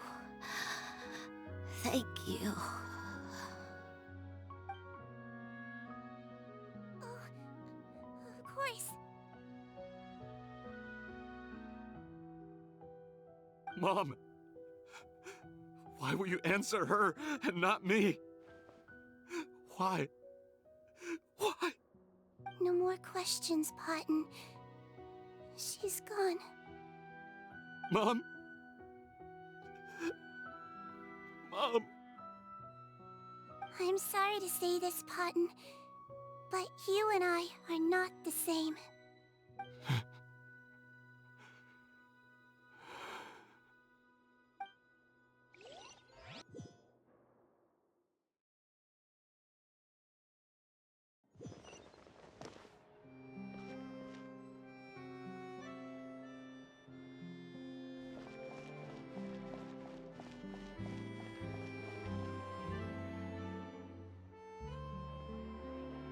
The wait is over, everyone!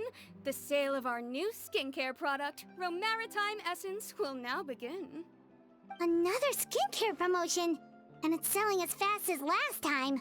Wonder what people would think if they knew what was in the last batch. Oh, Sigewinne's here too! Hey, Sigewinne!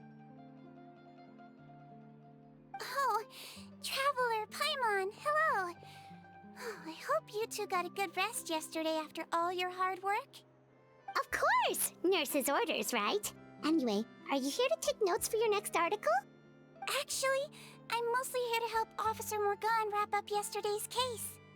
Ah, that reminds Paimon. That stuff sold like crazy, didn't it? Is it gonna cause huge problems? Nope, there's nothing to worry about. Unless modified, Butterfly Dew is an excellent skincare product that's completely safe to use. Besides, officers have already retrieved all Butterfly Dew purchased on the market. Now it's just a matter of disposal. After consulting Monsieur Nervulette, I came up with a way to neutralize any harmful effects, so it'll evaporate naturally without polluting water or soil. Wow, it's Sigewinne to the rescue again! Thank you for serving as our consultant, head nurse. All the butterfly dew we recovered has been disposed of, according to your instructions. Great! Good job, everyone! Also, you mentioned you wanted a copy of Rawat's interrogation records. Well, technically, Potton's records. Anyway, I have them with me. Here. After he saw his mother for the last time, it was like all his mental defenses came crashing down. He put up no resistance during the interrogation, and answered all our questions. We learned a lot. Apparently, the formula was something he discovered by chance, while helping the criminal gang produce synth. Later, he came up with the idea to dilute it, and use the resulting substance as a skincare product. Their supplier was Vache. But you could also argue that they were the ones doing him a favor. His operation helped Vache's gang dispose of an enormous amount of evidence. It made for a seamless collaboration. One man's trash was another man's treasure, and there were no loose ends. It's no wonder we never noticed what Potton's gang was up to. Vache again, huh? Is there still no end to the harm he caused? Make no mistake, the crimes of Vache and his accomplices will come to an end. It's only a matter of time. Since the flood cut off their supply of primordial seawater, they've been forced to resort to riskier methods, like using their private reserve to attack people on the street. Naturally, those attempts all ended in failure. After receiving numerous reports, we were able to zero in on the gang and eventually round them up. That sounds more like it! Based on what he told us in his confession, we pretty much had him backed into a corner, even though he made a point of distancing himself from the gang while disguised as Rawat. He tried to throw us off his tail by reporting his accomplices, giving him enough time to transform back into Potton and see his mother one last time. But there was one thing he hadn't anticipated. Even though Potton had been missing for a long time, we were very much still on the lookout for him. So, the moment he appeared in public, after changing back to his original appearance, we caught him. So he tried this once before, huh? Guess he really did want his mother to see him again. But in the end... Looking at the interrogation records, it seems like he spent the first sum of money he earned as reward on his mother's treatment. Yes, which is why I suspect that his initial motive for using the potion was not personal greed, but a desire to become somebody who had the power to save her. Even so, he went too far. In the end, he got what he deserved. I understand. Thank you for bringing me these records. Why did you want them anyway? Patton was one of my patients, so I need to put together a medical file for him. My teacher always stressed that a person's life experiences are just as important to their file as their medical history. Why are you still treating him like your patient? Isn't he kind of beyond redemption now? That may be true, but a patient is a patient, regardless of the choices that bring them to my care. One last thing, head nurse. Please keep everything you know about this potion a secret. It would be for the best if most of Fontaine knows nothing of its existence. I know my fellow officers and I will be able to sleep easier if that's the case. Of course, not to worry. Thank you for understanding. I'll take my leave then. So, Sigewinne, did you really use that potion yourself? Why do you sound so surprised, Paimon? I told you all about it. It was quite a while ago now. You mean that story about the witch and the potion? So it was really, actually, genuinely a true story? Yes, it really actually genuinely was. But... I know. There are some secrets I can't tell anyone about. But considering everything we've been through together, I know I can trust you with them. Before I tell you though, could you follow me somewhere? I want to pay my respects to an old friend. Of course!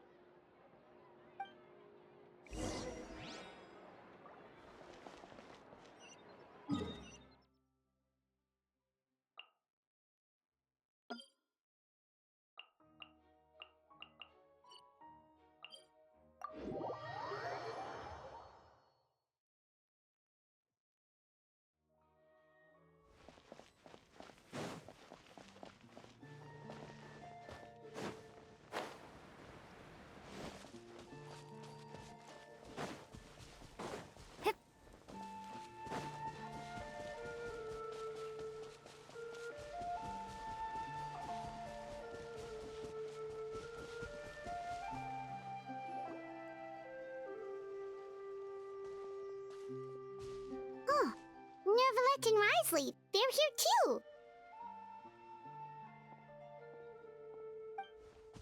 Good to see you, traveler. Paimon. I trust all has been going well for you? Big news, everyone. Thx is out of his office on important business. Hmm? Is that genuinely something people would consider big news? Why wouldn't they? Important business is a big deal. Ah, yes, you're quite right. When someone you care about requires emotional support, being there for them at the right time and place is of the utmost importance. After reading the Maréchal Say Phantom's reports, I had a feeling a trip here might be in order. Take note.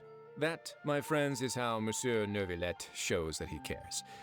We're both here for the same purpose, actually, to accompany Sigewinne as she pays her respects to her late teacher.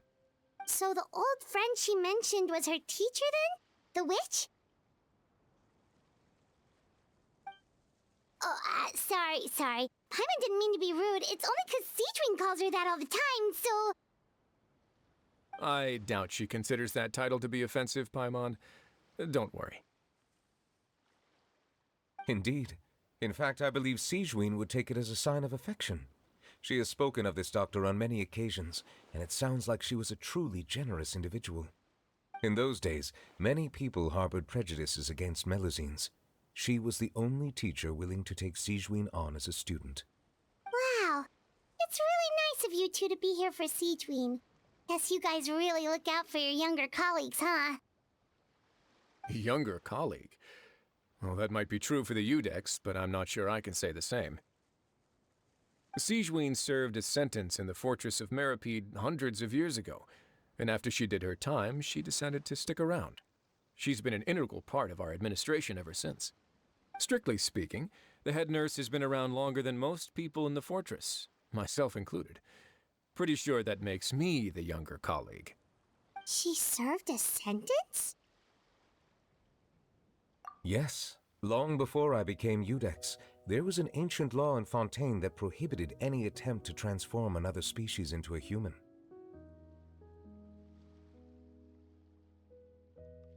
Initially, I and most researchers believed this law to have been imposed due to ethical concerns. But now, it seems more likely that the law was nothing more than an insurance policy, a way for Egeria to ensure that her people would remain insulated from the truth, thus enabling them to lead more straightforward, happier lives. Ignorance is bliss, as they say. Sigewinne had her reasons for choosing to obtain a human form, but the act was nonetheless in clear violation of the law. Could you tell us a little bit more about what happened back then? Certainly. Sigewinne does not object to her close friends learning about her history. In fact, I first learned of it myself because she confessed the truth to me of her own volition.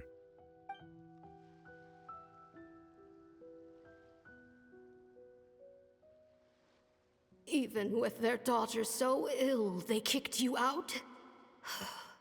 Stubborn as always. And prejudice isn't a disease I can cure either.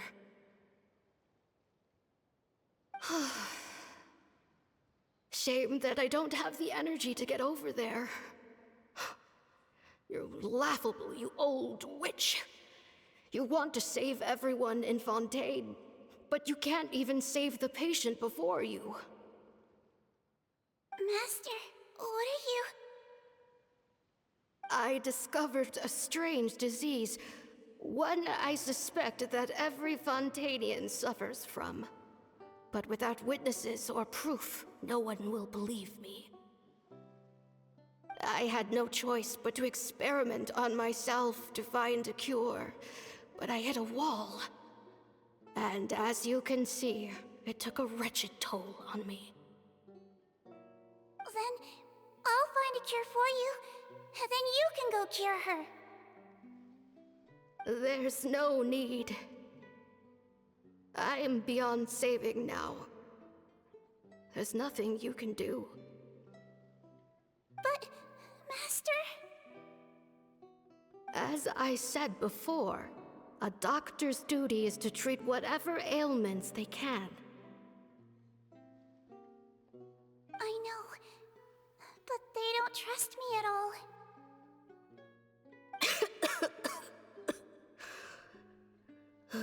That girl. She's your first ever patient, isn't she? Tell me, what cost are you willing to bear to see her cured? I'll do whatever it takes. Even if it means breaking the law and being punished for it? As long as I don't hurt anyone. Yes.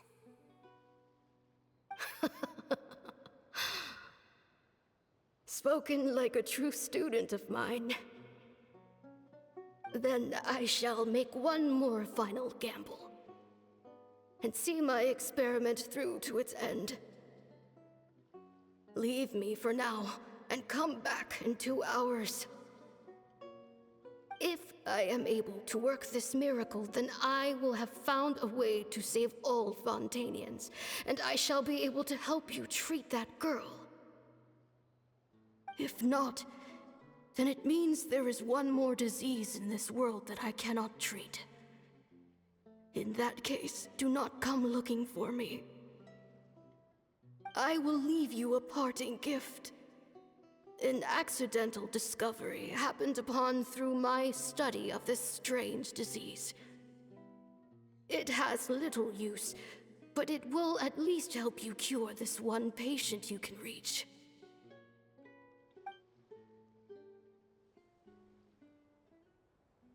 When Sigewinne returned, the miracle had not occurred. She found a potion bottle and a note on the table. After using the potion as instructed, she gained her current form, breaking Fontaine's law in the process. And after I had confirmed the veracity of the events, I gave my verdict. So that's what happened. I fear Sigewinne only understood the full story after the truth about the dissolution of Fontainians was uncovered. When I reflected on all this with that knowledge in hand, I felt a deep sense of regret. As I use the law to uphold justice, there are times when I cannot help but acknowledge its ruthlessness.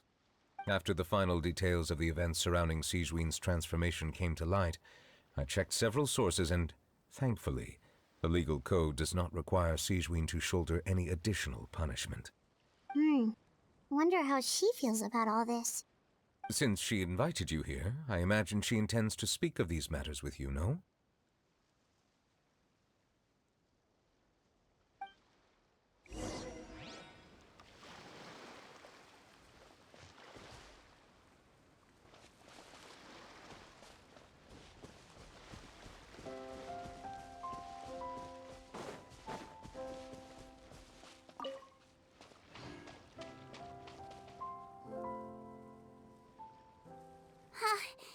You're here. The old friend I mentioned was my teacher. When she passed, her body was nowhere to be found. All that's left of her is an empty tomb. And even that's deep underwater now. Sigewinne, the witch who gave you the magic potion, she was your teacher, wasn't she? Sounds like Monsieur Neuvillette filled you in. After learning the truth, it must have been hard to process, huh? Well, to be honest, after I realized what really happened that night, my first thought was that it kind of made sense. It seemed exactly like the sort of thing she would do. But she was planning to sacrifice herself and never told you! That's just who she was. If lying is what it took to get a kid to take their medicine, then that's what she'd do. Alright, but why did you turn yourself in? I broke the law, simple as that. My teacher made her choice, and I made mine. True. It's just the way Patton framed it when he was asking you all those questions, it made Paimon really mad. You're not like him at all, and everything Neuvillette said confirms that. And yet, you were still convicted and thrown in prison. It just feels so unfair. Unfair? I happen to think just the opposite. If I hadn't served that time, I'm not sure I would have been able to stay strong when he was questioning me. What makes you say that? I knew you'd be curious. Let me tell you a story.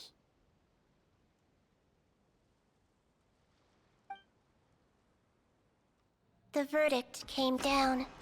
This Melusine is guilty. The Iudex defended the authority of Fontaine law, but he did not confiscate the Melusine's medical kit. And so, the Fortress of Meripede gained a new little doctor. She still wore her hood and raincoat, even though it never rained in the fortress. Perhaps thanks to her human appearance, no one refused her treatment. She treated more and more patients, and her sentence grew ever shorter. Finally, the people of the fortress could not live without her, and though her sentence ended, she did not leave them either. Then one day, she received an invitation from the outside world. The location seemed familiar, and when she arrived, an old lady was waiting for her. She saw right through the Melizine's disguise, but didn't reveal it. Instead, she asked a question. Tell me, why do you think you gained the respect of so many people, despite being a Melazine? Because I look like a human? It's been 50 years, Sigewinne, and you haven't aged a day. I think everyone knows you are not human. I finally found you, after all these years. I still remember, you know. It was you who saved me that night. But how? I was no longer a Melazine by then. Does it really matter if you're human or Melazine? I remember the warmth of your palm. It's quite unmistakable. And you know what? It hasn't changed one bit. You don't have to hide anymore, Sigewinne. These days, everyone wants to make friends with Melazines. And I think that it's all because of you. I'm sorry I couldn't say this until now, but thank you, Dr. Melazine. Now that's an ending Paimon can get behind. After hearing everything Paten said, I wanted to tell him that it didn't matter who he looked like on the outside. But it was too late. The warmth in his palm had already disappeared. I tried to treat him, but the roots of his problem had nothing to do with his face. I understand. Thanks, you two. I appreciate you being here for me while I talk this through. Oh, it's nothing. Our pleasure. Oh, there's one more reason I invited you here. It's about time I finally give you what I promised. In order to restore the appearances of the face-swapping victims, the Marechaussee Phantom gave me special permission to make a few bottles of that potion. And I made one extra just for you two. We don't need it though. Shouldn't we destroy it? Well, even if you chose to destroy it, I still thought I should give it to you first. You two did so much for me. How could I break my promise? Well, fair enough, but anyway, Paimon's definitely not interested in this stuff anymore. Still, if this is the very last bottle in all of Teyvat, getting rid of it would feel like kind of a waste. Maybe we can give it a special meaning somehow. Oh! Paimon's got it! Melazine physiology wasn't affected by the Great Flood, right? So that means the potion should have a permanent effect on you. In that case, what do you say, Sigewinne? Ever thought about transforming back to the way you used to look? After all, from a Melazine point of view, Paimon bets Melazines look the cutest of all! Paimon, after everything, do you really think it matters whether I'm Melazine or a human? Well... What was Paimon thinking? You made up your mind a long time ago! Yeah, let's just destroy this thing. Leave it to me.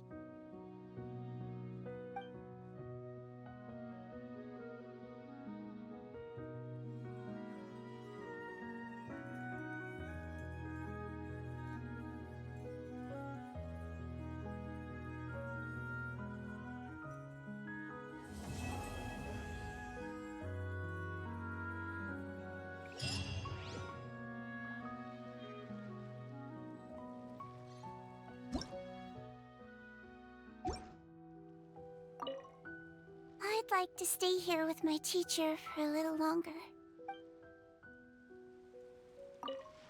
I'd like to stay here with my teacher for a little...